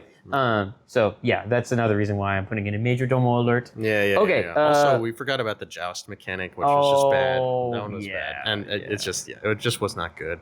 That's how forgettable it was. We forgot about it. Yeah. I thought they were cool. It was cool. I think it was cool for how what they tried to do differently. Joust was neat, but you know, at a certain point, like no one cared. Everyone just played the same shit. Okay. Yeah, we got to speed this up. You're right. So let's keep it moving. I just feel like Grand Tournament. All right, League of Explorers. Okay, so this is like everyone's favorite. Yeah, and I really like it. I don't think it's my favorite, but it's definitely up there. It's really good. Yeah, does everything it needs to do. It had good, powerful cards, and it had a good adventure. Really cool concepts. Some cards were. It had Reno. Yeah. It had Reno. Yeah, most of these cards are still used today, which is like amazing. Especially Bran, Reno a lot. And I am kind of forgetting about the commons and stuff like that. But, you know, I think the game, it was kind of sent. Oh, and fucking Discover, dude. How could I forget that? God, I sinned. Yeah. I have sinned. That is the one thing that makes me put it in Tyrion instead of Reno. Oh, really? In my mind is that it had Discovery. Discover and win. It was just so frustrating.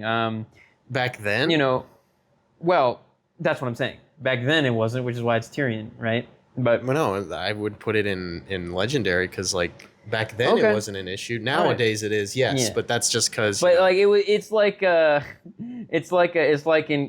like politics, like when there's a precedent and it's like, hey, the precedent wasn't bad then, but then it became bad later. Yeah. So that's the only thing. Is it's like, yeah, you're right. The precedent when they did it was needed, but then. You know, they expanded the wartime powers and now they're a dictatorship or something. So I would say League of Explorers.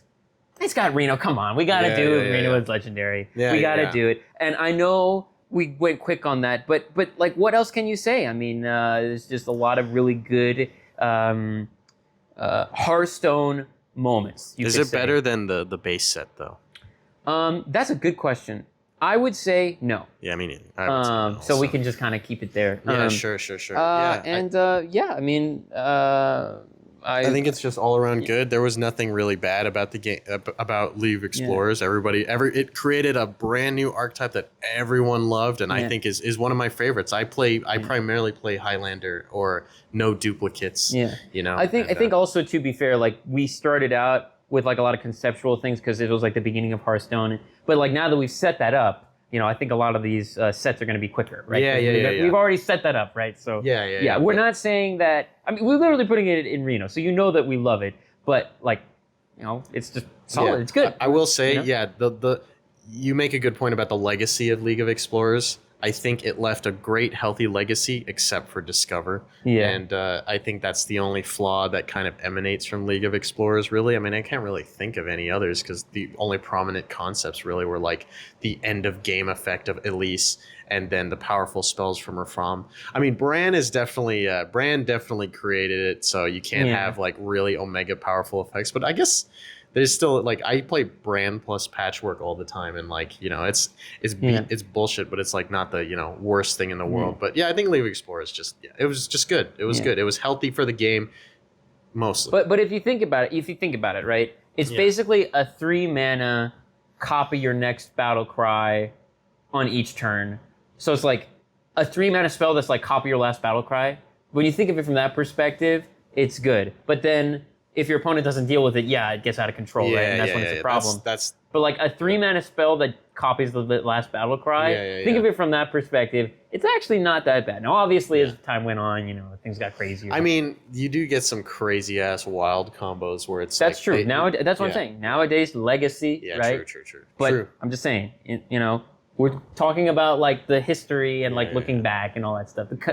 The cultural parts of Hearthstone. You know what Druid does, by the way, is they play Aviana, and they play Bran, then they play first Astalor, then they play next 2 Astalors, then they play the next 4 Astalors. I totally knew what all those cards do. Wow, that's crazy. You don't know Astalor? No, I know. But like, the one where it's like you get, it's like Russian dolls. Like boom, boom, boom. Yeah.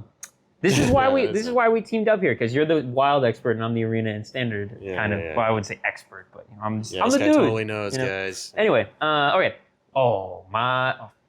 Whispers of the Old Gods. We were just talking about this the other day. Yeah. I want to share my thoughts first if I can. Bro. No, I'm kidding. Kidding, guys. Whispers of the Old Gods was, I think, like such a iconic moment in the history of Hearthstone. It introduced the old gods, and it did so in a way that didn't make you feel like each god was more powerful. I would say, like, if you were to do a tier list, like all the old gods were legendary, and then Yasharj was like A tier. So that would be the only issues. Like, they could have done a little bit more with Yasharj rather than just like 10 mana, 10, you get one random thing. I think it was still a healthy card. It wasn't like that's the thing. BS. Exactly. It wasn't like a major Domo level card, right? Where you're like, this is weird. Like people ended up doing things later on with it that were very, well, I don't want to spoil it, but things related to other sets that made Yasharj actually pretty legendary. But in that set, that's cool. But like, if you wanted to do spell-related stuff, you got Yogg. If you liked what happened with Undertaker and Death Rattles, you had N'Zoth. And, it wasn't like aggro Death Rattle would be running N'Zoth necessarily. It was like, they tried to like kind of shift it and like, okay, be more slow, Death Rattle people, okay, please. We have a nice special card for you. And then you had, of course, the legendary the god himself. Not a man. Cthulhu, man. One of my favorite legendaries of all time. Not because of the card itself, but because of the ideas around, which was later inspired with like Galakron and stuff like that. Whereas like you're playing cards to like eventually build up your legendary and boom, play it and it's got the wow. And free to play decks got like, this was one of the coolest things Hearthstone ever did. Where you got free Cthulhu and free Cthulhu related cards. Yeah. And maybe that was just me. of evil. Maybe that was just like my nostalgia of like getting free stuff as like a mostly free to play player. That like, I got all the free stuff. Yeah, this game's good because we got free stuff. But no, it was a free card that wasn't useless, which is what they do sometimes in free to play games where they're just like, oh, here's this free like weird thing that doesn't. It's a cage head level free thing. Yeah. But this Cthulhu was like a meta deck, with like tier 2, tier 1, So really love that about it. And of course, like all the other cards that came along with it that were just so fun. You know, people kind of rag on Servant of Yogg-Saron, but it's got so many like fun moments that are like, whoa, you know, that Twitch moments like, oh, wow, you know, clippable moments. Of course, Crip being mad about Servant of Yogg-Saron and how useless it is or whatever. You know, so it was awesome for Standard and it was awesome for Arena. Yeah. That's cool. That's cool. No, I think Whispers of the Old Gods just, it kind of did everything right. It created a brand new power level. It created new decks that you could warp everything around, you know, and it merged super well with old decks too, like with Reno, and you could just kind of create these really heavy control style decks, which are some of my favorites. And it was just great. It was kind of like, I don't think there was anything wrong except for Yogg, but Yogg wasn't like wrong. It was the luck that came from it. And that was the controversial part that people hate, similar to GVG, where it's like, bro, Yogg, like just random spells. But think about it. Think about how, like, Yogg-Saron is one of the most talked about cards of all time. Everyone loves making decks around it, playing the card. Twitch chat's always like Yogg. Like in Arena Underground, there's a Yogg package that you can draft. Oh, really? And you get all the Yoggs from history. Oh my god! Every time, well, I don't have like a big chat, so I don't know. But like every time I've seen like someone play Underground Arena, chat's like Yogg, go Yogg. And there's a reason for that, you know. It's really fun. There's a difference between the randomness that happened with stuff in GVG versus the randomness that happens with Yogg. You know what I mean? Yeah. And I think people who get mad at Yogg are just mad. I think that anger is kind of just misdirected at the card, but people are trying to support Yogg, so there is effort that needs to be done. It's not like Yogg's bullshit, you know. It's like pilot is ready, just play it. But you can't just play Yogg. You really have to work, and it's like a journey. It's like a journey during the game. You're like, I played all my spells, and I have one last little card up my sleeve. Amazing. Which, by the way, you know, Yogg can kill you very easily, just as much as it can kill your opponent. So some of the best cards in the game. N'Zoth was my favorite card of all time for a long time, but I think that's changed just because it's not as good. But you know, we're not looking at the future. Okay, we're looking at how amazing it is. But if we are looking right now, still probably the best. I think this is the best. We're already in agreement. It's Reno, the legendary. But is it better than Hearthstone core set and basics? This Hearthstone set is better than Hearthstone. I think so. Just really? Because it's just. I actually disagree with you, but okay, I'm really here. I just feel like, you know, regular Hearthstone, you know, it introduced everything. It introduced cards that were good and it introduced decks.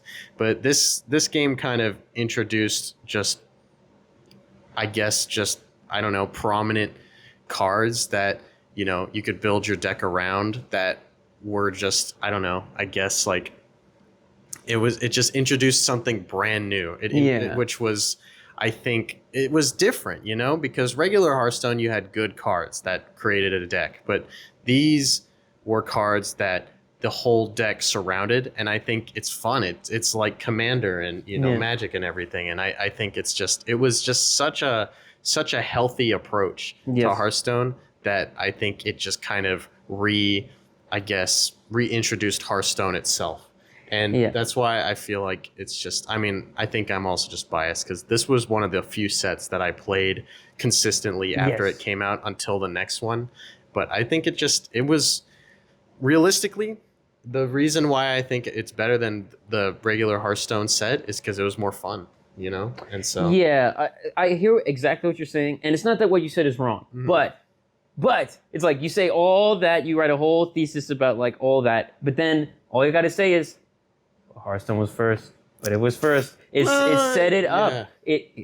Hearthstone crawled so Whispers could walk. You know, like you could not have the game of Hearthstone that we know without those design choices that they made. Yeah. Right? They went into the lab, they put on their little experimental goggles and they put it all together and they made a healthy balance of everything that allowed for something like Whispers of the Old Gods to come in, right? Yeah, I guess. So it beats League. Like it definitely beats League, but it's like the George Washington. It's like the OG. It's like it's George Washington. That's Hearthstone true. Basic and Core. You know. Yeah, this is the Lincoln, but this first was Washington. And remember, again, there are cards from Core that are still playable to this day. Cthulhu, not as much playable, I would say. Y'all kind of, but there were cards that were significant then that are still significant today, and that's back to the core design choice. So that's my logic on it. I get that's a little meta or whatever, and it's kind of unfair because, you couldn't have had Whispers before. You couldn't have had Whispers before Hearthstone Core, right? Yeah. That's my logic. That's true. Because I was thinking, if Whispers came first, would that have been better for the game? Probably not. You could because you wouldn't have had all the diverse amount of spells to make Yogg work, right? Yeah. And can I just agree with you? Yes, so you get over yes. this? Okay, all right. I didn't know if I had to convince you more. Okay, I thought I was still in the dialogue tree where I have to debate bro you or whatever. But no. Yeah, I'm glad we're in agreement. That It is definitely better than League, but yeah. Better than League of Legends by far. Oh no, my freaking thing. Oh shit, maybe. Oh, there we go. Oh, we dragging it. Oh, there. Oh, whoops. Oh, but it's whoops. It's moving in there, baby. Woo. Whoops. Sorry, technical difficulties, guys. This is what happens with episode 1. Sorry, Oh my gosh. So, and next up, again, a very controversial one, and it's kind of first, by the way. Oh, oops. Yeah, that's right. Yeah, we got scrambled up here. Okay, so this one actually, I don't think is as controversial. It's, I would say, similar to Blackrock, Karazhan. Very similar to Blackrock. Right, a lot of the things that we were talking about with Blackrock kind of apply. I'm gonna take a look at the cards. I remember it because, Morose was in there, and it's really cool that they did Prince Malakazar. That was a cool concept, but was it really that playable? I have to be honest. Do you remember what Crip's point of view was on Karazhan?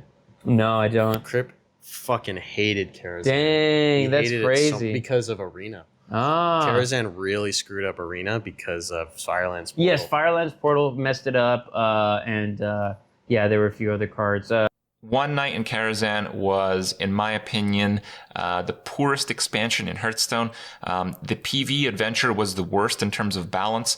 I remember feeling the most disappointment playing the adventure that Karazhan introduced. In terms of the meta, in Constructed, it was nothing really special, but for Arena, it was horrible. So One Night in Karazhan actually had a lot of common spells introduced. So we had Firelands Portal for Mage. Mage is the best class in the game by a lot. And they got Firelands Portal, which is one of the all-time best Arena cards. And then Priest got Purify.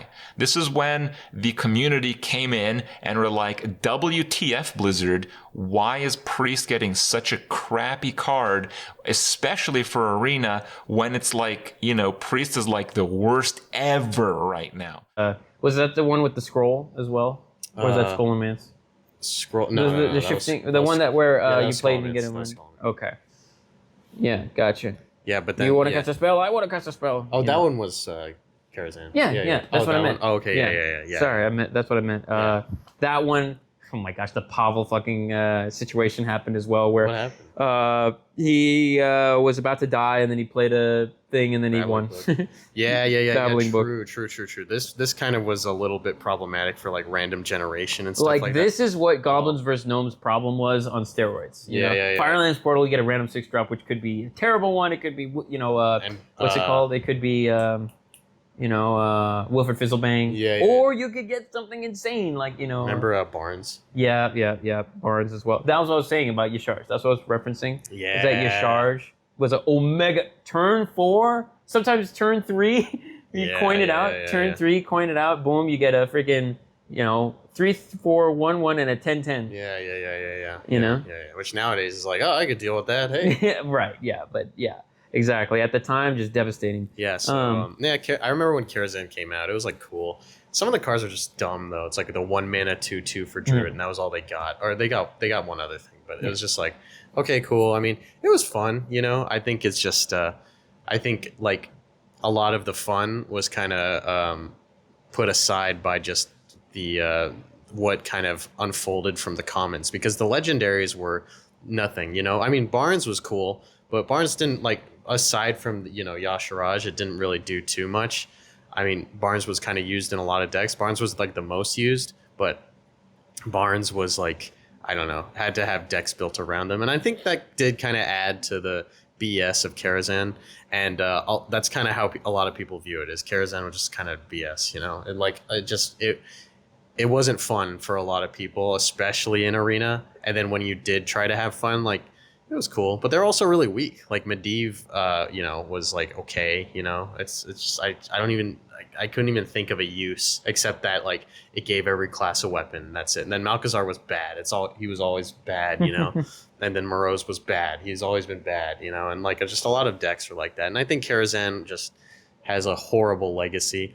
It didn't like affect the game forever, but it just was probably the worst expansion to have come out up to that point. Worse than Grand Tournament, because it actively did bad things to the game, and it did not do good things to the game.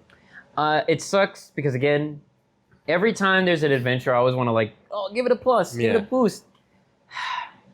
But unfortunately, if I could just get Karazhan the Adventure and put that in the tier list, I'd say, you know, hey, that's pretty good. That's like Cagehead. But then if I have to combine them, like the cards that it introduced were so bad for the health of the game. Yeah. And later we saw like how that really shaped the philosophy of Hearthstone gaming, where they're like, oh my gosh, wow, Yogg was so cool. We gotta like do a whole set around it. And like this is what happens when you do that. Yeah. When Yogg becomes a set. Yeah. Right? When Yogg is a card, good. When Yogg becomes a set, you're like, yeah. It wasn't about the random, though. I guess it was more about just, like, the But that is the thing that was highlighted by critics most, you could say. Was there random? Yeah, you know, like... Barnes, yeah. Firelands Portal, yeah. All the portals, yeah. I'm not saying that it was the worst thing in the world. Yeah. But it was pretty bad. And I would say worse than Grand Tournament. What if it was the worst thing in the world? Worse than poverty. I'm like, damn, dude. Damn, I didn't know Malchezaar was that bad. Damn, man. Okay, Yes, so I mean, we're in agreement. It's the same color. Karazhan's new, guys. Oh, it's it the was same new. color. Yeah, that's true. So yeah, I feel so bad because it's an adventure, but Yeah. It was a neat little adventure. It was so graphically cool. The adventure was really cool, but can't ignore what the most important factors were the cards. Yeah. All right. Next up, again, very controversial. And it's funny. I was telling him about this, that I used to feel like Mean Streets of Gadgetzan was my favorite set of all time. And this was a few years ago.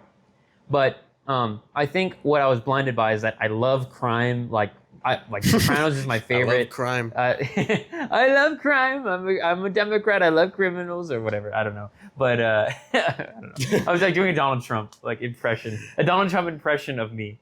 That's what that was. Okay. But anyway, basically the theme of it was so cool. I loved it.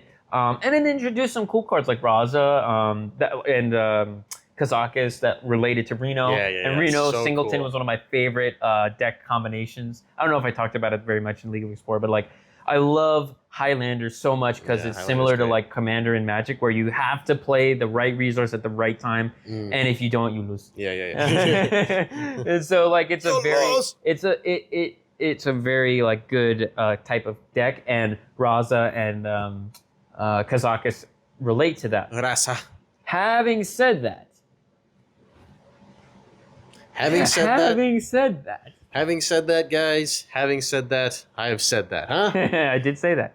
Okay, but what would you say after having said that? Yeah. I mean, it was awesome. I mean, Mean Streets was good, but it just kind of introduced. I think Mean Streets just had a really bad legacy because it just. I think people often don't like aggro, and this was the biggest culprit of creating a brutal aggro archetype, and it will forever be cemented by the horror that came from patches. Yes. Oh my gosh. Yarr! I still have nightmares about it having charge, man. Yarr! And it still was playable in Pirate even if it didn't have charge, because it just made the first of all, if you had the ship's cannon, you'd be in trouble. God.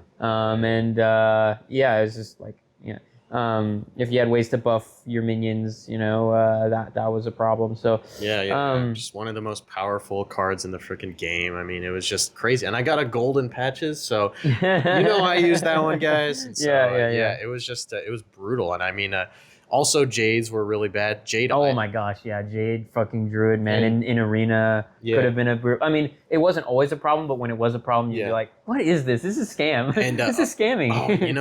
We were kind of going a little ahead, but we were talking about Kill Jaden the other day, and you know what the first Kill Jaden was Jade Idol, because you would and people say it was one of the most... yeah. So we were talking about how there's a recent card called Kill Jaden, which basically defeats the purpose of fatigue, and we kind of I described it as like you gotta serve somebody. The devil gets its due, and the fatigue of Hearthstone felt like that. Like everyone's got their patron. It's like in Fortnite with the bubble, and it's like it's an inevitability. It will exist no matter what. Like, and then Jade Druid changed that. Jade Idol. There's no more Fortnite Storm. There's no more death. You will Fortnite never Battle die. Pass. So there's no battle pass because of Jade Idol, guys. That's how you know it sucks. So like that was definitely a big factor for why Mean Streets was not as good as I remembered it. I think it was nostalgia. It was like, oh my gosh, I love all the themes going on with it. Like I said, like one of my favorite shows of all time is The Sopranos. I love like the old school, like 1920s Prohibition era style sort of things. And it was just so cool. And it also had the Hearthstone theme going, which is weird. Like you wouldn't think that would work, but Sopranos had the Hearthstone theme. No. I mean, Mean Streets had the Sopranos theme going. There's probably a Sopranos reference in one of the like card descriptions. When you click on the like flavor text. Yeah, definitely. There's probably a Sopranos reference in Silvio was like, "Welcome to the bottom thing." Yeah. Hey, wow, that's a good scam right there, man. That you got with the Jade Druids. Wow. I don't know. Yeah. They're just like going to people like, "Who get?" Anyways, this is what you get with a HearthPod StoneCast, guys. Oh man. Anyway, StoneCast, HearthPod. Hey. No, I should have said Pod Hearth. Podcast. Podcast. Whoa. Okay. Anyway, so as I'm gonna say anyway too many times. As I was saying, that to me means that Mean Streets is definitely not legendary. It's not Reno. It's not Tyrion, the homie. But personally, I put it at turn 1 Yeti.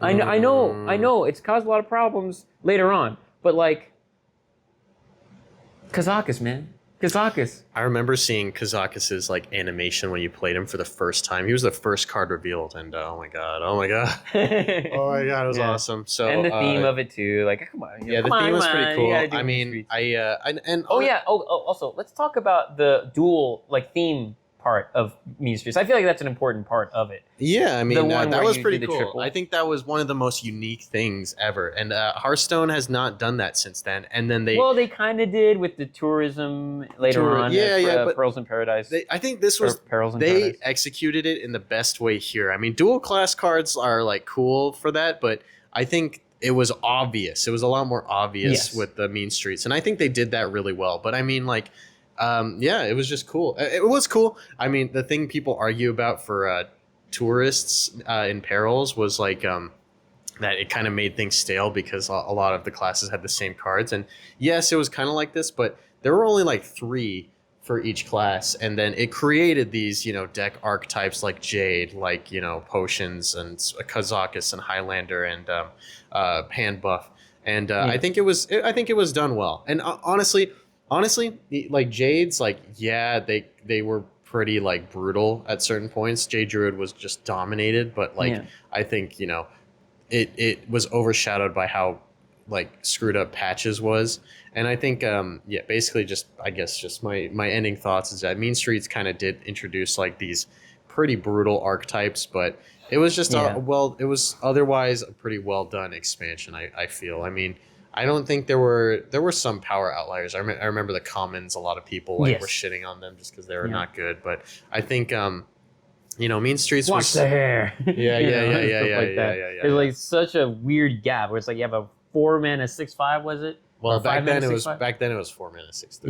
Yeah, 4 mana 6/3. Yeah. 4 mana 6/3, and you're like, what is this? And then you turn over to your left and you see, what the heck? There's all this crazy stuff going on. You got the 5 mana 2/2 that summons other 2/2s. Oh yeah. Doppelgangster. Oh yeah. Which was yeah. a fucking nightmare in Arena. A lot of cards, believe it or not, even though this set was a nightmare for Arena, Yeah. I don't know, somehow, it still felt like a good Arena. Like, the nightmare was like, oh shit, this is gonna happen. But you also kind of had the cards too, so it kind of worked out in a weird way. Yeah. And so overall, what I would say is what Team 5 seems to be doing wrong as far as high power level. Mm-hmm. Mean Streets did the best you could with that, with the Discovery and everything. This was the first step towards Discovery being a nightmare later on. Or second step, I guess you could say technically. With League of Explorers being the first step. The foray into unlimited power. Dictatorial use of the Discover ability. But this, I think, did that well because everyone else kind of had that going on too in a way that worked out. Yeah. You know what I mean? Yeah. I think so. I would put it at Turn 1 Yeti. Turn 1 Yeti. Maybe. It's got Turn 1 Yeti vibes, doesn't it?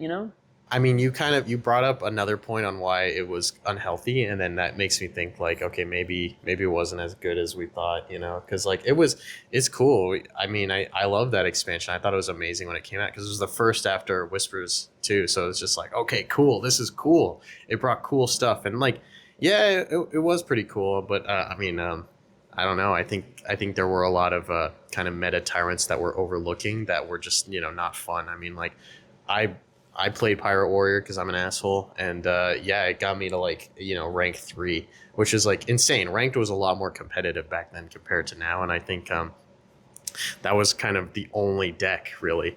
And I don't think people would forgive us if we put it in B, to be honest. And I people wouldn't forgive us. And personally, I don't. I could never trust your opinions. And honestly, though, I mean, I think we got to kind of filter in the fact that it was kind of problematic, and I think it did continue to be forever. Patches is forever good, and so I think we kind of gotta let's be real here. It's I'd love to put it in Turn 1 Yeti because I still love this expansion. I think it was so cool. I just think it kind of was a little too good. It kind of did. It's tough because there is some truth to me saying in the past that it was my favorite set, and there were just so many positives to it that I really remember. Yeah. And I remember the positives more than I do the negatives. But you're right, When you're right, tough, you're right. Man. It's tough. The practical reality meets the nostalgia in a way that, we kind of have to put it at cage head, unfortunately. I think I would put it... Just put it where you want to put it, man. I still don't agree with our GVG choice. I think GVG was way worse than it is.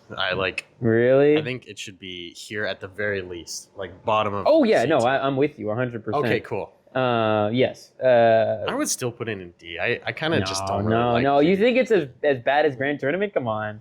It ain't Major Domo level, okay? Yeah. I'm telling you this. It's just on the edge. It's like a C-. They got a 70 out of 100. I think there might be something that outweighs it. I said I don't like GVG. I did, but Anyway, we can't be looking backwards. We have to move forward towards the journey. Hey, GVG, Journey to Ungoro. Journey to Ungoro. Yeah. Oh my God, Journey to Ungoro. People say this was people say a lot of people say this was the best one. Actually, it was better than Whispers, but I don't know. I think I kind of don't really like the theme because that's just me, but What do you mean by theme? Do you mean the style of art, or do you mean the fact they're in a jungle? Just I guess just dinosaurs and stuff like that. Yeah, it's I'm with you 100%. Yeah. It's it's okay, but other than that, people do like dinosaurs, so we're just being dicks. So I mean, but Journey to Ungoro. I think it was pretty cool. The quests are great. Quests are just good, and I think just a lot of the cards were good. I mean, what I didn't introduce the elemental effects and everything, and you introduced something else as well. A big thing, huge thing. One of the most important things you could probably ever introduce in the history of Hearthstone. The big Chungus legendary. I actually forget what is it. Yeah, the what was it? The Ultrasaur. That's what it introduced. That was just really are you just kidding me? the most defining moment in all of Hearthstone. Yeah, but that's that been, card. That has been topped. As of now, that has been topped. Way better than a freaking 10 mana 10/10. Okay, 7/14 Oh, man, yeah, 7/14. Yeah. Okay, no, the quests. Like I said that. Oh, I didn't know you said that. I'm sorry, my fault. I built it up like I was like bringing you the best things in sliced bread. Like, Okay, what they introduce. yeah, but like okay, that was another one where it was extremely controversial, but it was like emergency powers. They brought in emergency powers, Yeah. and it was good when they used the emergency powers. It was necessary for that moment. Yeah. But then, as time went on, slowly but surely, it became a former shell of its quest self. But this was the best of the quests. I would say. Yeah. Agreed? Wait, what quest? Are you talking about a specific quest? No, the quests. Oh, yeah. Like the quests. Oh, best that of were- the quests that have existed. Yeah, best of the quests that are the rest. Absolutely. Yeah. Was this when Standard was introduced? No, was. I believe it was Knights that was introduced. It might have been this one. I think you're right. I think it was Knights. It was Knights that had happened. Bro. But Never got to play Cthulhu with, it's hard to believe that all these sets were all together at once. I know. I kind of missed that. But I mean, that's why I play Wild. So I get everything. Everything. So, okay. Jinchon Girl also had some good legendaries. Elise, the one that... What else was there? I feel like I kind of just forget this one a little bit. Because that's what it is. Forgettable. Yeah. No, I'm kidding. Like, guys. well, I would say the Elise one that gives you the pack wasn't like super amazing, but it was like another one of those, wow, that's a Hearthstone card. Yeah. That is a Hearthstone card, you know? Ooh, I loved Sunkeeper Tareem. That guy was Yeah, awesome. yeah. Oh, Crystal And Core, Girl dude. belongs to the Titans. Crystal Core. Yeah. That was a good one. No, that was like one of the craziest. That was the biggest card from this expansion. It was like You're talking about the quest, right? the Rogue Quest. Yeah. No, Yeah. I know, but what I'm saying is... That one was fucked. Okay, here's our big disagreement now. Here's our the personalities clash. Okay, here's the thing. I get what you're saying, Yeah. but Just kidding. Yeah. think about how difficult and how much of a what do you call it?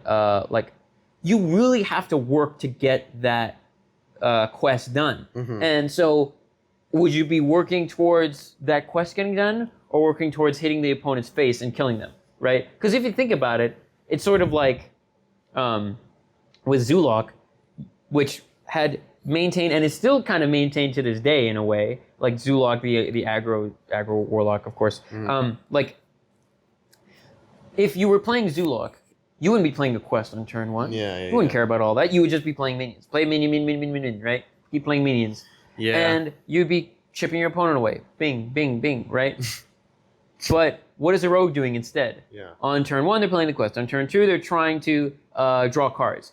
And then turn three, they're probably starting to play that card that they would play to repeat. Then they could get it on turn 5 though. And they can get it on turn 5, right? Which is brutal for this meta because they're just a bunch of 5/5s that cost 1, you know? And Yeah. then Rogue has great draw tools. This was the best deck in the whole game. It won the championship, I'm pretty sure at the time, which is that's true. insane. And I mean, I don't know. I think they had to nerf it a lot, you know? It was definitely a very, it started out as 4, I believe, and then they bumped it up to 5. 5 cards. You have to play 4 cards, but then they 5 Yeah, instead. and then they changed it to 4/4, where all minions are 4/4. And it was like, you know, I don't think 5, it affected. it was 4 and 5, and then it was Yeah. 5-4. I don't think it affected the legacy of Ungoro, so I'm kind of just nitpicking. But it was kind of a brutal card, and it was kind of that was the hint that don't do the emergency powers. Don't do it. Yeah. That was the hint to not. But yeah. they So trucked on anyway. yeah, I think otherwise this was a pretty good expansion, and I think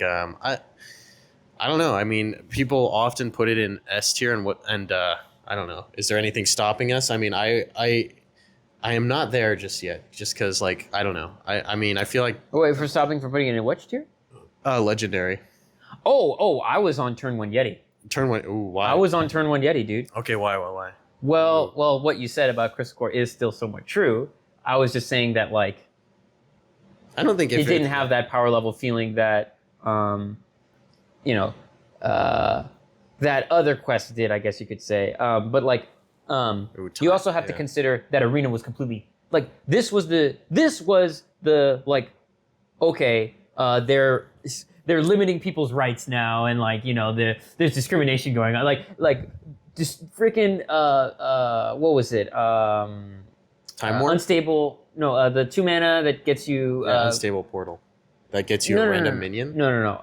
It was a spell that was for a mage, where you play it and it's 2 mana and you get a spell for 2 less. Discover a spell for 2 less. Primordial Glyph. Yes, Primordial Glyph. Okay. Oh. Primordial Glyph is one of the worst Hearthstone cards I think of all time. Really? Literally one of the worst. Really? It's just 0 mana. Oh yeah, just like get a freaking free but no, it's not a free spell, but it's like kind of mana cheating almost. Yeah. Like hey, Absolutely. I had 2 fireballs. Now I get 3. Oh well, I just got another Primordial Glyph. Now I get a 4th fireball. Right? A disaster for arena, disaster for standard, but it was fun. Ooh, wow! What am I gonna get? And so they saw that and they kept on going with that idea, right? League of Explorers didn't really make you feel, or Miniatures Gadgetzan, I don't think, didn't really make you feel the impact of Discover and Win until Journey to Un'Goro, where you would discover Meteor, right? Or that's just for Mage. What else? Yes, that's true. That's just for Mage. Let me think. Well, ironically, the Warlock, the Warrior one that's like discover a random card, that didn't work out well. But then there were other discover cards. Introduced the neutral card, the Taunt, the 1 mana 3, 1 mana 1 4 that you get a random taunt. That was just devastating overall. It's like you could get a 3 mana 1/4. Yes. 3 mana 1/4. Sorry. Like that was really unhealthy because you get a Tyrion like when you were playing Paladin and you're like, what the fuck, man? You get 2 Tyrions. Oh my god. You know? Yeah. Oh, you're right. But I mean, so if you were a warrior, you'd get like you really good like taunt minions, so you could like help with Sulfuras. Yeah. So like it wasn't even necessarily the quests. It was the fact that now they've introduced all these higher power level, like the power creep began. And so with these cards like Meteor, I think they began in Mean Streets, honestly. Okay. A little bit. Yeah. I think they began in GVG because of Dr. Yes. Boom. Well, yeah, but that's what I'm saying is like you could say, well, it began in Hearthstone when we had to the basic set because you played Leroy. So you gotta say, okay, there was like a definitive moment, and I don't think it was Mean Streets. I think it was Journey to Un'Goro because like now there's all these like fantastical things happening. Oh, you're playing a quest. Whoa! And now you're doing discovery to discover a a thing. Oh, whoa! Yeah. So like, there's just so much more going on. I think with Journey to Un'Goro, whereas with Mean Streets, it was like you would discover a card. Okay, wait a few turns. Okay, you'd play it. But with Journey, it was like you would do so much with your discoveries in one fell swoop. Yeah. If that makes sense. I mean, yeah. But I don't think it deserves to be in B tier for that. I mean, I think Journey to Un'Goro was still good because of quests and everything. And I feel like, Discover effects, are you really going to limit that negative notion to Journey to Un'Goro? There have been Discover effects in every set since then, That's what I mean, though, is that like this was like, that's why I'm saying turn 1 Yeti. There are some that use the Discover that are new, but like this one is like the best possible outcome, but it's still only limited to B tier because it's getting held back by that core design flaw, we could say. That even though it's fun for a viewer, it's not as healthy for the meta and the players because they're going to end up playing that. So look, here's what I'll say. Journey to Un'Goro was a really fun experience, and I have good memories from it. So from that perspective, yeah, I'm in Tyrion. But then I look and then I zoom out and I'm like, this really was like, like a dystopian Hearthstone. It's like underneath all that fun, there was trouble brewing. You know what I mean? I don't know. I don't know why you would pinpoint Un'Goro though, but I don't think there was that much trouble. The archetypes were just elementals and quest. I looked through the cards just now. Maybe you should take a look yourself, but like, there's not that many like devastating discover effects, Is there a way to like filter where you could just look up discover? It's not that much. It's like this, this one. Oh yeah, of course, adapt. I forgot to talk about adapt. Yeah. Adapt is a form of discover. Yeah, but adapt kind of sucks. So. I think yes and no. There were some Like the Like- adapter Silverhand recruits, Yeah. like that one sucked. Vicious Fledgling was good. That was like But the Vicious one. Fledgling, exactly. Yeah. But But they named after, that's what Vicious there's no Syndicate named it for discover effects in any of these. that. Well, I mean, like scroll down a little bit. There was the Warlock one that was like really big. That one where you took damage and then you got a card. No one really used that one, dude. I don't know. I'd have to go. You're right. Maybe I'd have to go back to the like statistics. We got to go back to the Vicious Syndicate. I don't think reports and see. I don't think Discover was at all like a problem during this time. Spike Ridge Steed was that was but that was arena mostly. yeah, and I think it was pretty fair. I think it was except for Crystal Core. That was kind of bullshit. But other than that, I don't think we're ever gonna agree on this point. But with that being said, we can still say that like the set itself had good memories and it's like one of the better ones of like memory, and that's what this is about. This is about like trying to compare the experiences of these and like looking back and then also saying like how they somewhat impact. So yeah, I mean, but you can't say it's better than Naxxramas. You just can't. You can't do it. I'm sorry, but like it's okay. you gotta keep. Oh my gosh, the freaking it keeps on wanting to agree with you. This is not fair, man. The computer needs to agree with me because I think it's better than Nax, dude. I think it is. Quests are just, I know the other day I kind of raised a different point about quests, but quests have been much more crucial for the game than whatever was in. They've been fun for the whole family. Yeah. All right, next one. Just what did Naxxramas do that was more important than Ungoro? The adventure. The adventure was so like. What does that even have to do with the game? It talks about the experience of playing Hearthstone. Like the experience of playing Hearthstone is you needed to play the adventures to get those cards. There are adventures that you had to play, like Blackrock Mountain, that were like, Yeah. Or Karazhan. No, not Blackrock. Karazhan, I meant to say. Karazhan, meh.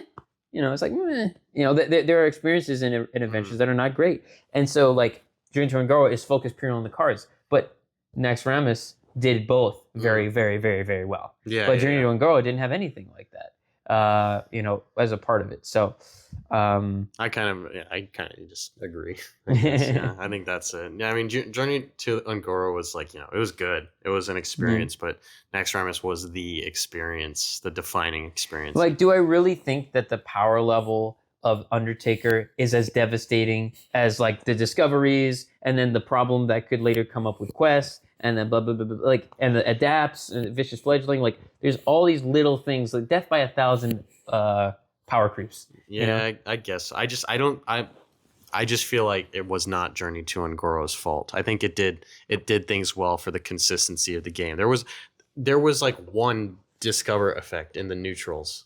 There was one. Yeah, let's look again. There was one. Yeah, there was one. Well, no, because again, the adapts, it does count as discover. I would say it. No, it doesn't. Because you're choosing an effect that will benefit you. So, like, you're choosing options. Like, it's inspired by discover. That's without a doubt. I guess. Without a doubt, is inspired by discover. It's not like adapt was insane, except in Vicious Fledgling, but you had a way against it. Like this guy, this shitty. Of course, well, that one is a little different. Okay. Yeah. Okay. So one discover. Effect. Also, wasn't the big? Oh no, that was the big shaman. Chungus. I was gonna say the one that was like if you played a elemental, discover an elemental. Yeah.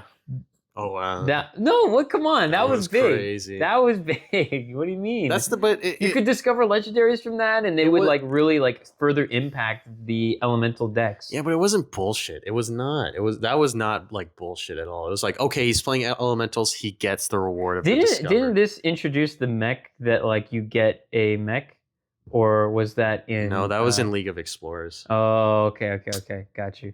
My fault. Look, I mean, I think that's just another one where we'll have to agree to disagree because at the end of the day, like, we know how frustrating it is that you can't just play around anymore. You have to just like deal with the discovers that happen. Yeah, you know what I mean? Oh, you know what? I think I kind of know the expansion where that happened. Well, maybe not. We'll get to it then. Okay, Knights. So now, like, so we're in agreement. Like it said Tyrion, and it's like less than. That's fine. Next up, Knights of the Frozen Throne. Guys.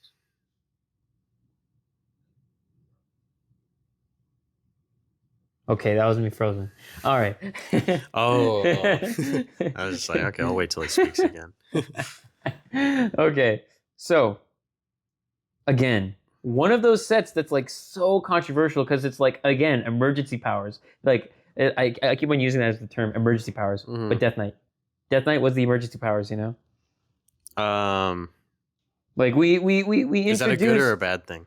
Good and bad, you know, because it was good for the moment, somewhat, and then bad for the moments later on. Yeah.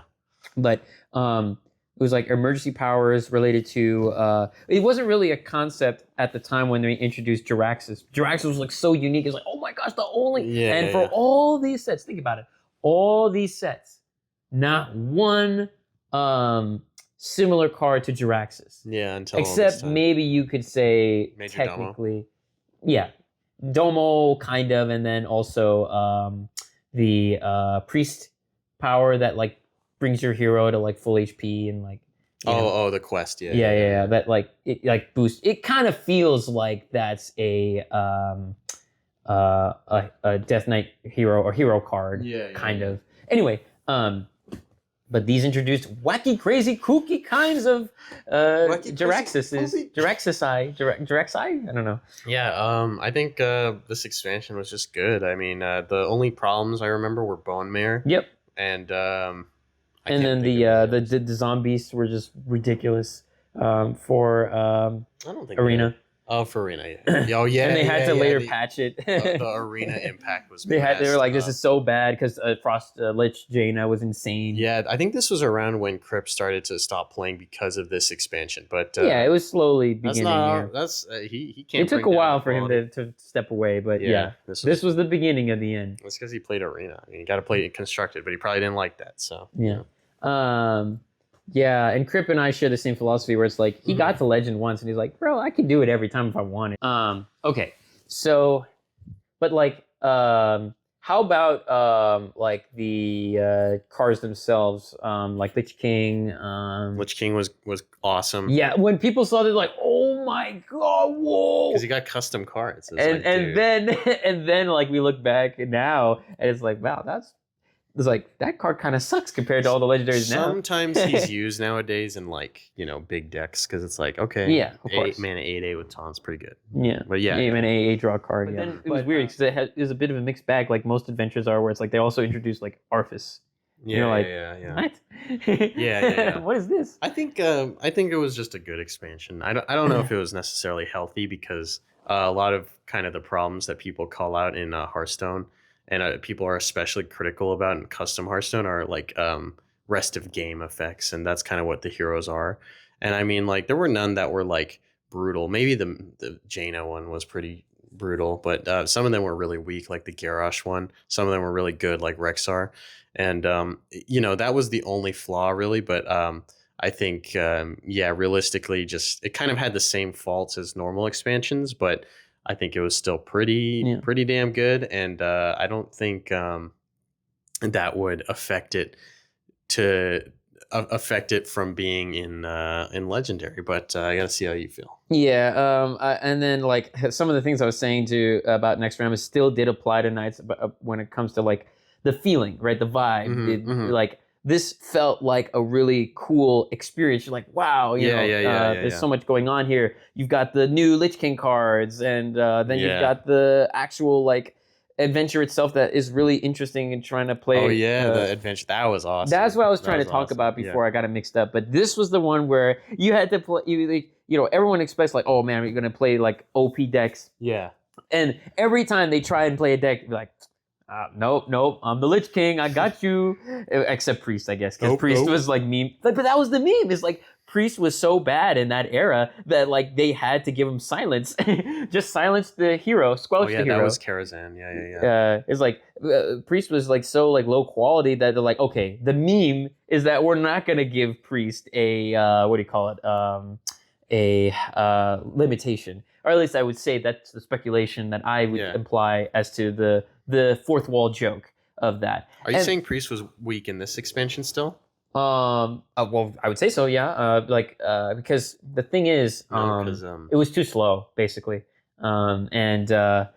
Yes, you could get the like death rattles going and like get synergies happening, but like no, did you know the Shadow Reaper Anduin Raza? Because like his hero power was no, whenever that was good too. Yeah, but like, that's insane. That's still one of the most insane things ever. but there's less going on with priest as compared to other decks. Like mage, you could do control. You could do this. But You know, at this time, like, hunter, you could do this. You could do this. You know.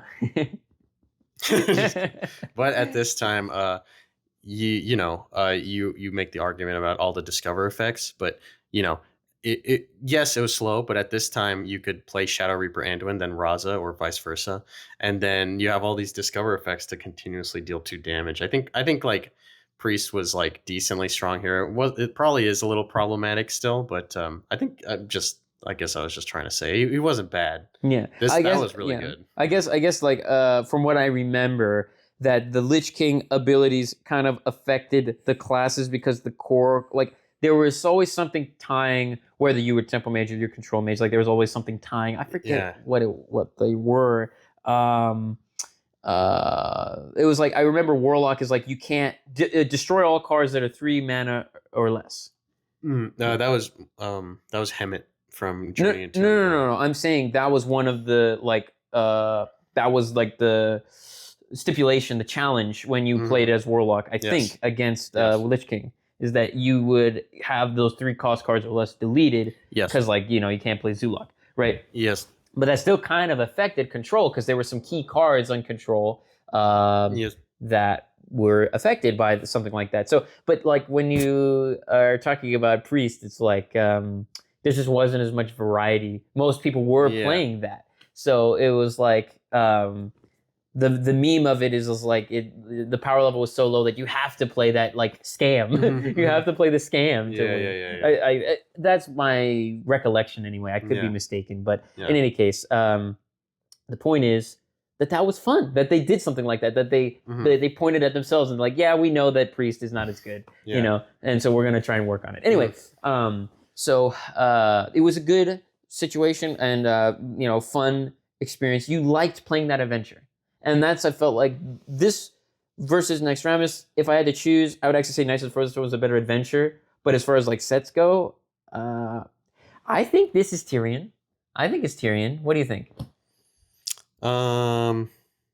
Yeah. I'm just debating if it's legendary or Tirion. Yeah, I'm debating as well. Like this was really good. This was, and again, a good change of pace, similar to like Goblins versus Blackrock. Like this adventure was a good change of pace. I think this expansion was pretty perfect. You had your power outliers, but I think just the real thing is there was nothing that was wrong. The only hesitation I have is that, again, like the power level of everything with the hero powers. Oh yeah. Or with because like the hero power changing with the like giving everyone a Jiraxis basically. That's what they did. They gave everyone a Jiraxis. So like I don't know. And then so they had to go back because it was so OP. They're like, all right, we gotta like get rid of the heroes in arena. Yeah. And then we have to reduce the cost of things and increase the cost and stuff. So I don't know. It's just like it was the foretelling of something very dangerous as well, similar to Discover. But even still, yeah, I think I'm with you. I think it's just a perfect. It does everything I want a Hearthstone expansion to do. Yeah. Something new, something amazing, and then just good powered cards, and done somewhat well. And speaking of something new, wait. Actually, before we have to tier it in. We have to tier it within the tier. Tier within the. I'd say it probably at the end. Still, it's at the end. Wow, you think it's worse than Explorers? Okay. Yes. Okay. Yeah, I mean, I think you're right because again, like the power level stuff, like that was less of an issue in League of Explorers where they had to like go back and change things. Yeah. Okay. Now, I thought we would be able to complete this in one because I thought it'd be quick, but like there's so much depth to this I didn't even realize. Yeah. I think as unfortunate as it is, I would love to continue on, but I think we'll cut it off at this last one. We'll do Kobolds and Catacombs. Well, I think I was thinking about this while we were talking. I think when Hearthstone changed was after Witchwood, so let's do the Witchwood. Oh, you want to go to Witchwood? Yeah. Okay. Because like Boomsday, like I think Witchwood changed Hearthstone forever, and I'm not even sure why exactly, and I'll probably kind of think about that. But I think Witchwood definitely was pretty polarizing. But let's talk about Kobolds. Oh, it looks like you already decided. Okay. No, not yet. Okay, so now while that works itself out, okay, I tell you, I have a lot of thoughts about Kobolds and Catacombs, Okay. but I'm going to shorten it. Okay. All right. Literally one of the best expansions. Or let me see. The concept they introduced was one of the no. Dungeon runs. You spoiled it. I was gonna say one of the I didn't best spoil it. concepts You did. introduced as an expansion in the history of not just Hearthstone but in gaming. The history of Literally one of the best expansions, like concepts introduced in the history of gaming. Yeah. Dungeon runs. It was so fantastic. It was like you got a new experience every time, which was a completely different situation than in the adventures. Because of course, like you would just play the same guy, and you would maybe make a couple different changes to the decks. Yeah. And now Rarin has put out something, and I'll be making a new Silversire video about that. So stay tuned about the Rarin roguelike, where he like made that different and interesting. But that took like 8-9 years for something like that to come out, where it's like it's a unique spin on the adventures. But this was a dungeon run. You got to play all different kinds of cards, and they introduced treasures. Like, oh my gosh, like you don't want treasures in the actual game of like there's a similar concept in Magic the Gathering. I forget what it's called, but like basically they introduced like really powerful cards, and I think they call it unsets. And this was kind of like an unset and it was so awesome, and it worked perfectly in a game of Hearthstone, like the way it works, like the whimsicalness of it, and you're just playing AI. Like it's like, who cares if the AI is unfair or if you're unfair? It's like that's the point of it. That's the fun of it. Oh my gosh, it was just like so cool to like explore it, and people were doing like races, like dungeon run, races to be there, and man, I the reason I didn't get into like Hearthstone, like that was like a moment in Hearthstone where I wanted to get into content creation, but the reason I didn't was like, bro, they've got all these followings, like it's too much work. Like I'm trying to like actually get a college degree and stuff, or like become a professional around this time. This was like where I was like really trying to like find my responsibility in life, I guess. And but this was a moment where I was most tempted to be like, hey, let me just like stream Hearthstone and like try and be good at it. Yeah. That's awesome. But however, just as much as there are kobolds, there must also be catacombs. Oh my god. And okay. Sadly, the actual set itself was not that impactful. Yeah. Except in Arena, where it was too impactful. It didn't do enough in the actual set. And then it did too much in the Arena. Yeah. So it was so weird. It was like you had Goldilocks going on. The set was too weak for Standard. The set was too strong for Arena, but it was just right in the dungeon runs. Yeah, that's cool. That's cool. That's a neat point of view. Yeah, I mean, Kobolds. I just looked through all the cards right now. Kobolds has been forgettable to me, and that's why I kind of looked through. But they introduced the legendary weapons and everything, which were kind of cool. But I think just have not aged well. For just in the future, just because legendary weapons are kind of a little more volatile, just because of all the ways against it, and it hasn't adapted well. But that doesn't matter. I think what kind of matters is like it was pretty cool. I think there were just some really big power outliers, and there were some pretty just weak cards. I mean, what I like to do sometimes is watch Trump reviews. Which is like Trump reviewing his that's what he calls it though. He calls it Trump reviews. He does, because he like watches his initial review and then reviews how the power levels have changed. And I know a lot of kobolds from that. I mean, I played it, but I just his thoughts were like a lot of things just got gradually a lot weaker. I mean, there were some big prominent nerfs, which I don't remember. I think it was on the Druid kind of recruit mechanics and everything. I think Druid was kind of the one that dominated. Astral Tiger is clearly meant to be part of the theme of recruiting 4-drops, but it's just not strong enough, and even though you can recruit infinite of these Astral Tigers in theory, I'm saying no to that. 1 star. This card got out Oaken classed by Summons Jade is Idol kind 1 of star. a big enabler, so it certainly seems like Druid isn't getting very much good stuff. So it turns out that Druid actually got some pretty good toys. And right on the balance point, because nothing was radically that good. Jade Druid, going into this expansion, was getting a lot of hate, so it was good that there was nothing that insane, and yet 4 of these cards fit into Jade Druid, and still Jade Druid is only a tier 3 deck now, and only a tier 2 deck pre-patch. They did a really good job with Druid, I'd say.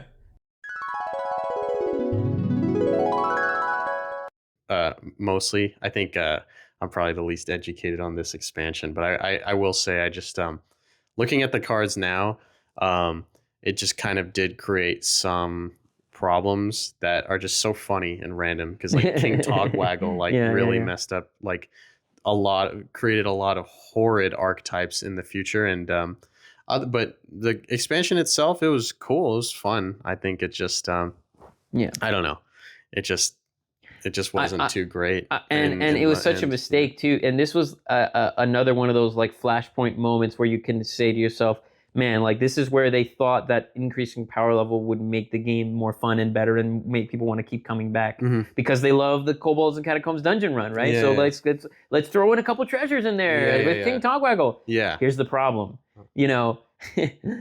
human beings are being affected on both sides of that situation, just like in Goblins vs. Gnomes, just like in Karazhan, just like in Journey to Ungara, where like they should have kind of seen the warning signs with that, but instead they're like, let's turn it up and give you a freaking treasure now, you know? Like they should have realized that like the treasures are very dangerous, and they should have just left it in Dungeon Run, like in Magic, where it's like an unset. Were there treasures in Kobolds? Yeah, remember King Togwaggle? No, you didn't give it. No, you're thinking of the one from Rise of Shadows. Wasn't Marin in Kobolds? Yes, he was in Kobolds. No, it wasn't played as much. It was a free one, but like they thought, oh, it's not a big deal. We'll just throw in the treasures there, and it was like, but like I don't remember. So okay. I don't think I think treasures weren't like that big a deal. In that moment right there. Yeah. But it sowed the seeds, and eventually you saw, of course, the actual OG Marin. Not OG, but the I guess the prominent Marin that we know now. That's very much played now. But like at the end of the day, I'm trying to even think like what's like if you had to choose like one legendary that was like the most impactful in Kobolds and Catacombs in the standard. I can't really think of any, it's that's the problem. I can't really think of any. Yeah, I just think of the weapons, and like the only one that was kind of brutal was Kingsbane.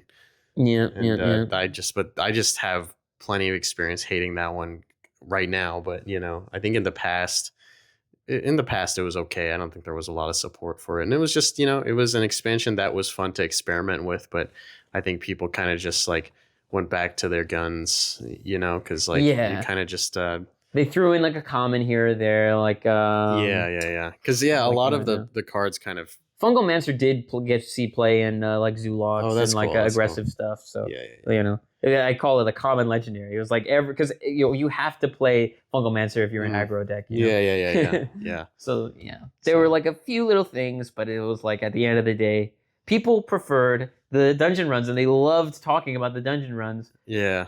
Which, unfortunately, is not as much of a way. You can't really monetize dungeon runs. So there was, and I wouldn't want them to. Yeah. And it's funny. There was another. So going back to Play Nice, there was a story. I don't know. You probably didn't hear this, so I'll tell you. First time live at the HearthPod-StoneCast. Hey. HearthPod. Someone in the universe, you in the audience, it's like Dora the Explorer, they're doing it. There's the HearthPod and they're doing it. StoneCast in front of the screen. Anyway, so this was around the time that Activision had bought Blizzard when Kobolds Catacombs was coming. Yeah. Oh. And they were getting into a beef with some of the financiers, some of the executives. There was a disagreement in philosophy.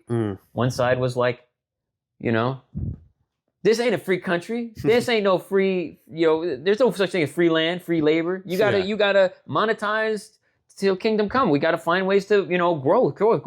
Like they're looking at a graph. Bro. And they're seeing the graph kind of go like this. Yeah. Even though they're making a lot of money, they were just seeing it go like this. Oh, and they wanted to go woo instead, right? Yeah. Exponential growth. That's what shareholders want. That's what Activision wants. That's what Activision wants because that's what the shareholders want. And whatever. Okay. Yes. So Ben Brode is talking with one of the Richard Chu, I think Chu was his name, or something like that. One of the OGs from Team 5 that helped from the get-go. Richie. And he was talking about potentially moving on and doing their own spin-off thing because like they want to free themselves from the chains of bureaucracy and you know all that stuff.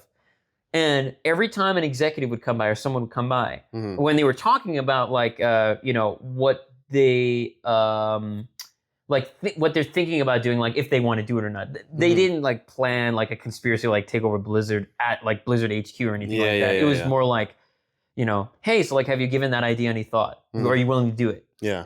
And anytime someone would walk by, they would say, oh, well, what are you guys up to? Oh, we're just talking about the monetization of dungeon runs. And that was like the inside joke with Ben Brode and everyone that he was close friends with that. Yeah. Well, he knew he was never going to monetize dungeon runs. But to like throw everybody's trail off, he would tell you that, oh, monetizing dungeon runs. Thank goodness that has not changed. And we still don't have a monetization of dungeon runs. But you know some weird fucking analyst in the back, data analyst is sitting there in his little computer trying to figure out how to squeeze us for dungeon runs, you know. But thankfully that hasn't squeeze something out of us hardworking Americans. Yeah. Just trying to make a Hearthstone living, huh? trying to make a HearthPod. Just trying to StoneCast living. It's like interrupted. HearthPod-StoneCast living. Anyway, so yeah, that's the legacy, and purely on that, I'm on Tyrion. It's on the low end. It's worse than Ungoro, but it's on Tyrion. What the hell? Like the cards were not like as good. Why would it be in Tyrion? Come on, but it's dungeon runs. Turn one Yeti. Let's go turn one Yeti. Okay, all right. I wanted to put it because there's not many.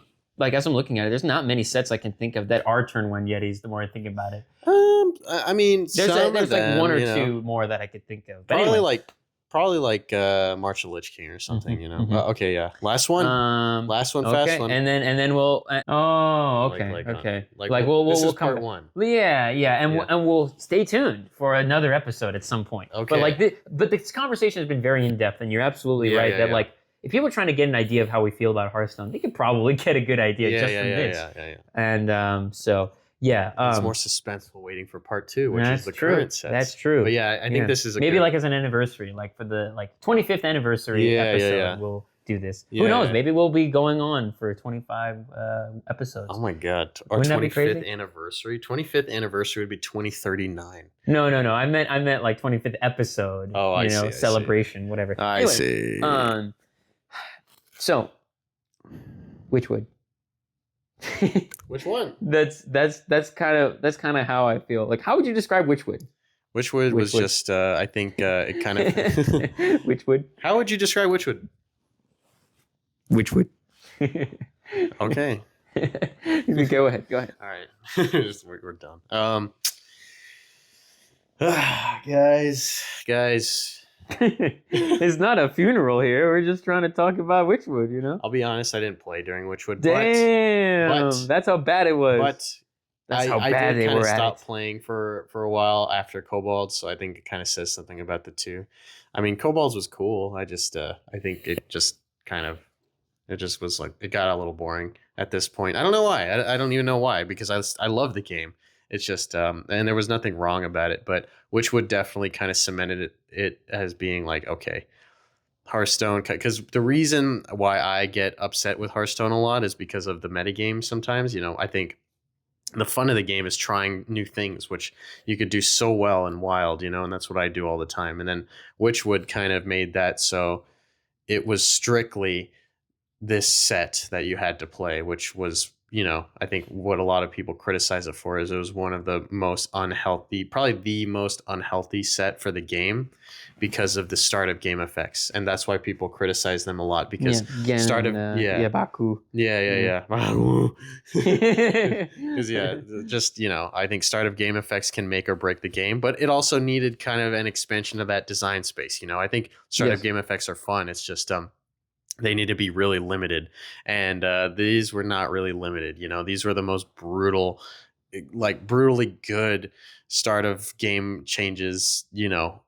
Probably to this day still. I mean, the only one I could think of that's better is Shadow Bishop Benedictus, and then other than that, I can't really think of any other start of game. Maybe Prince Renathal is really good and stuff, and the new Ysera and stuff, but these were just negatively, they would only affect you as the player. And so I think from what I've heard, no one played anything other than Gen and Baku, which, I think just says a lot about, the reason we're kind of ending on this expansion as well is because this is kind of where Hearthstone primarily changed. And I think, just this set mostly is just kind of just a sad one to look at, really. It's absolutely. That's why I like Witchwood, because you don't like it.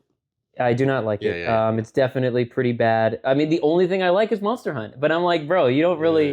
That does not make up for it at all. Kobolds got it because they were fun and kooky and wacky, and they didn't really do anything too devastating. It was annoying in Arena that there were some cards that were kind of whatever, but it was manageable. Yeah. But Witchwood here, oh my gosh. Arena got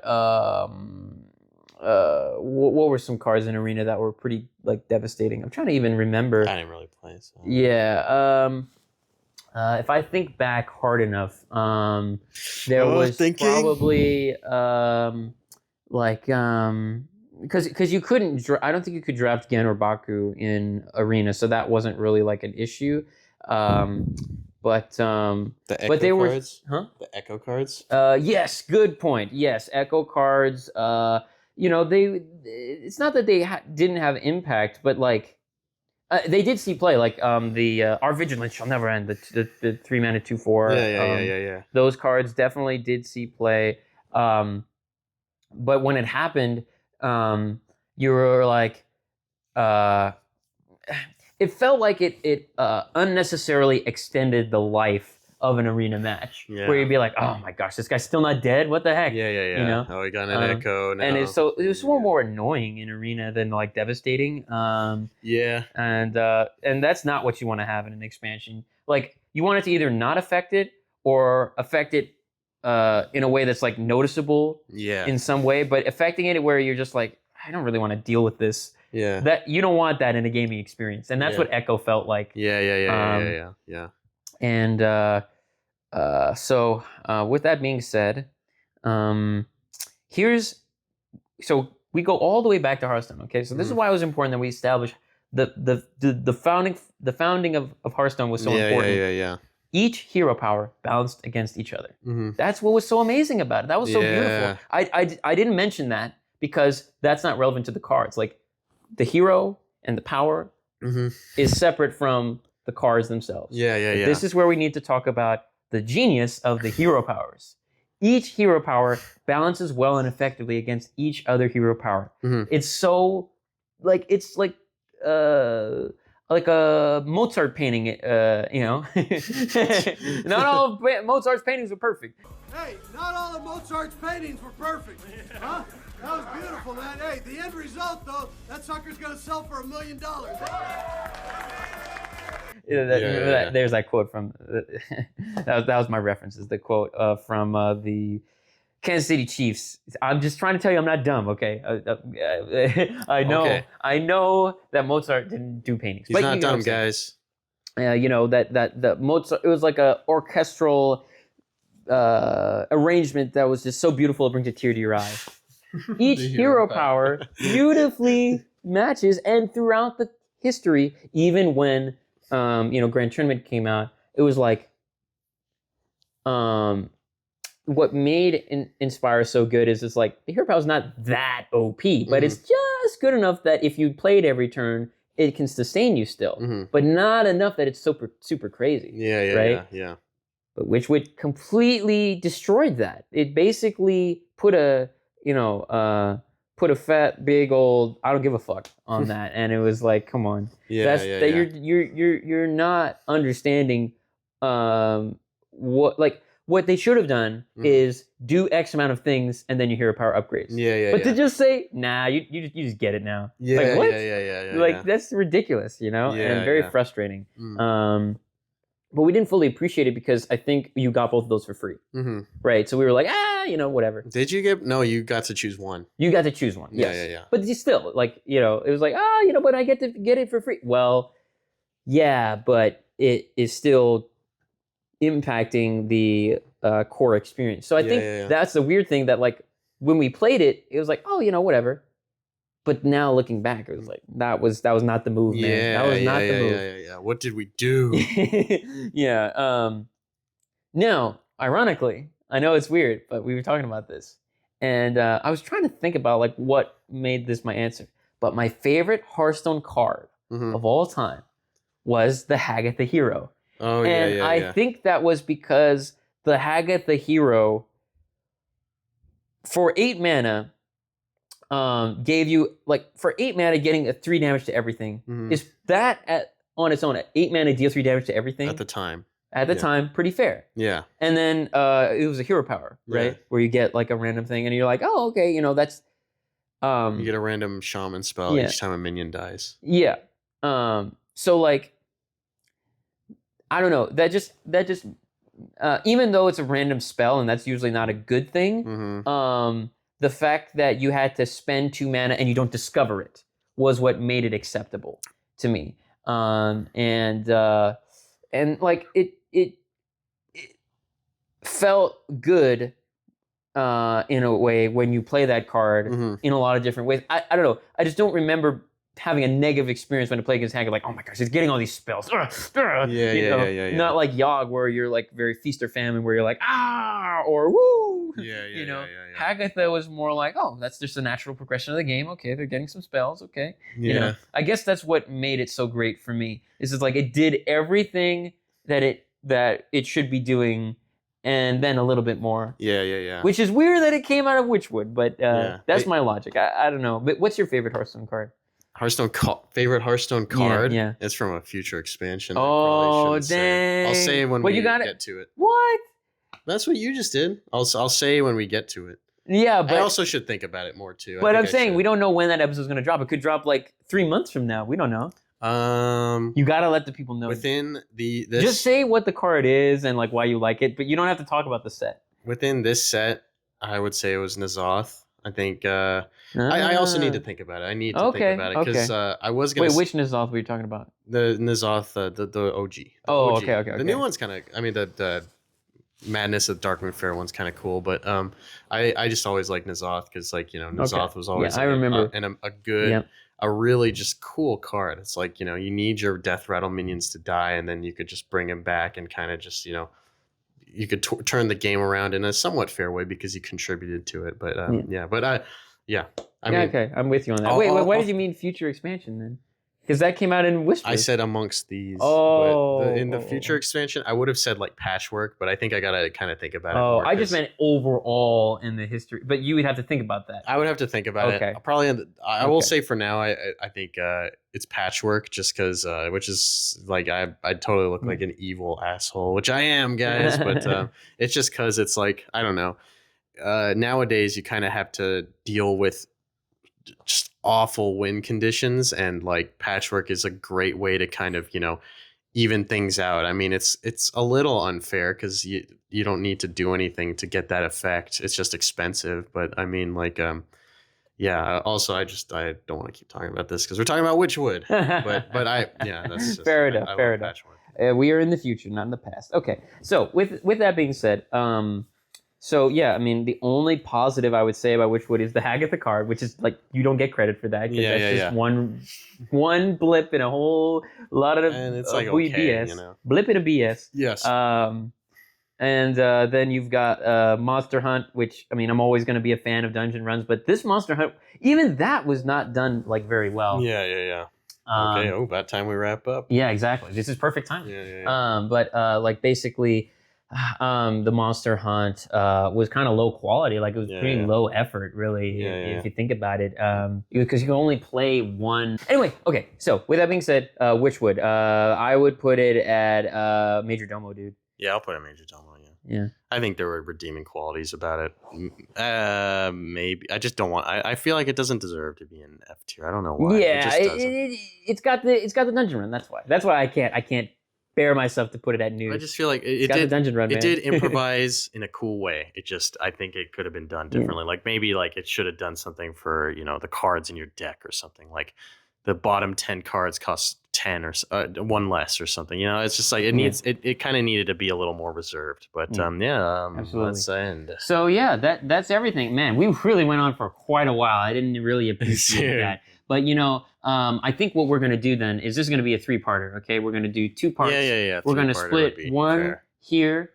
Like when we got to there was some point where it was like a key moment. Yeah. We'll split that, and then we'll release that second episode. Yes. But then the third, we want to talk about like some other things and explore other things. But I think with these 2 episodes, you've gotten a really good idea about how we feel about the Hearthstone game as a whole. But just in closing, I just want to say that Hearthstone may not be in the most ideal of place, and like we may not be in a situation that's like most ideal. We all want Ben Brode back, right, and all that stuff, and all the memories of then. But we have to realize that every game, every IP, no matter what it is, has to adapt to the times, right? They have to be evergreen, as they say, and that's what Hearthstone is trying to do for all its faults. Yes.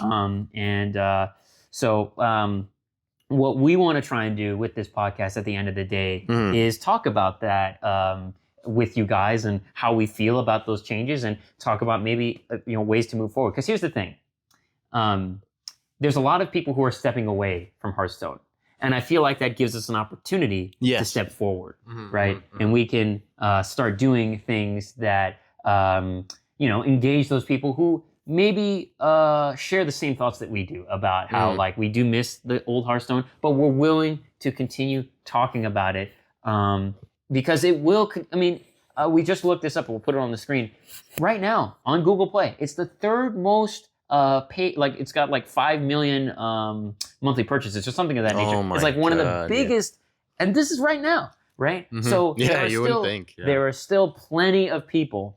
Or maybe there's one eccentric billionaire who's buying up all the damn gold, diamond cards and all those heroes. I want them. Why is he buying them? All the freaking dinosaur, what's it, the Dino Pet that came out. Oh my God. What a disaster that was. We'll talk about that in a future episode. But anyway, people still clearly are coming back to the game and playing it. Yeah. But it's just content creation. You've got people who have been content creating since like it first came out. So it's not as interesting. But we're just starting out. So that's what we want to try and do, and just share our thoughts authentically as possible with you. And hopefully with this episode and the next few that we'll be putting out in the future, you will get that experience as well. So thank you guys so much for watching. Really appreciate it.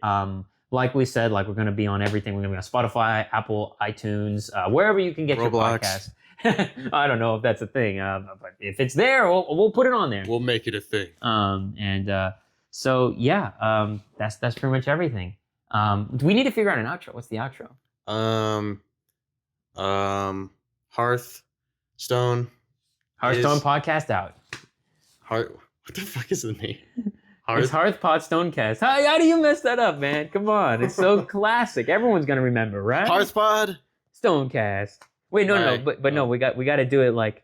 And this has been the Hearthstone podcast. Yeah. That's the joke. Is like we begin with it all scrambled, and then by the end, it's all figured out. This has been the HearthCast-Podstone. Oh, come on, it's the OG. Let's just do the. So that's the intro and outro. HearthPod-StoneCast. HearthPod-StoneCast. So that's the intro the whole time, every time? Well, it's the outro. HearthPod. Oh, we'll reverse it then. I do HearthPod and you do StoneCast, but then at the end, you do HearthPod. StoneCast. Okay, ready? HearthPod. StoneCast. Okay, ready? HearthPod. StoneCast. StoneCast. See you next time. Bye. Woo!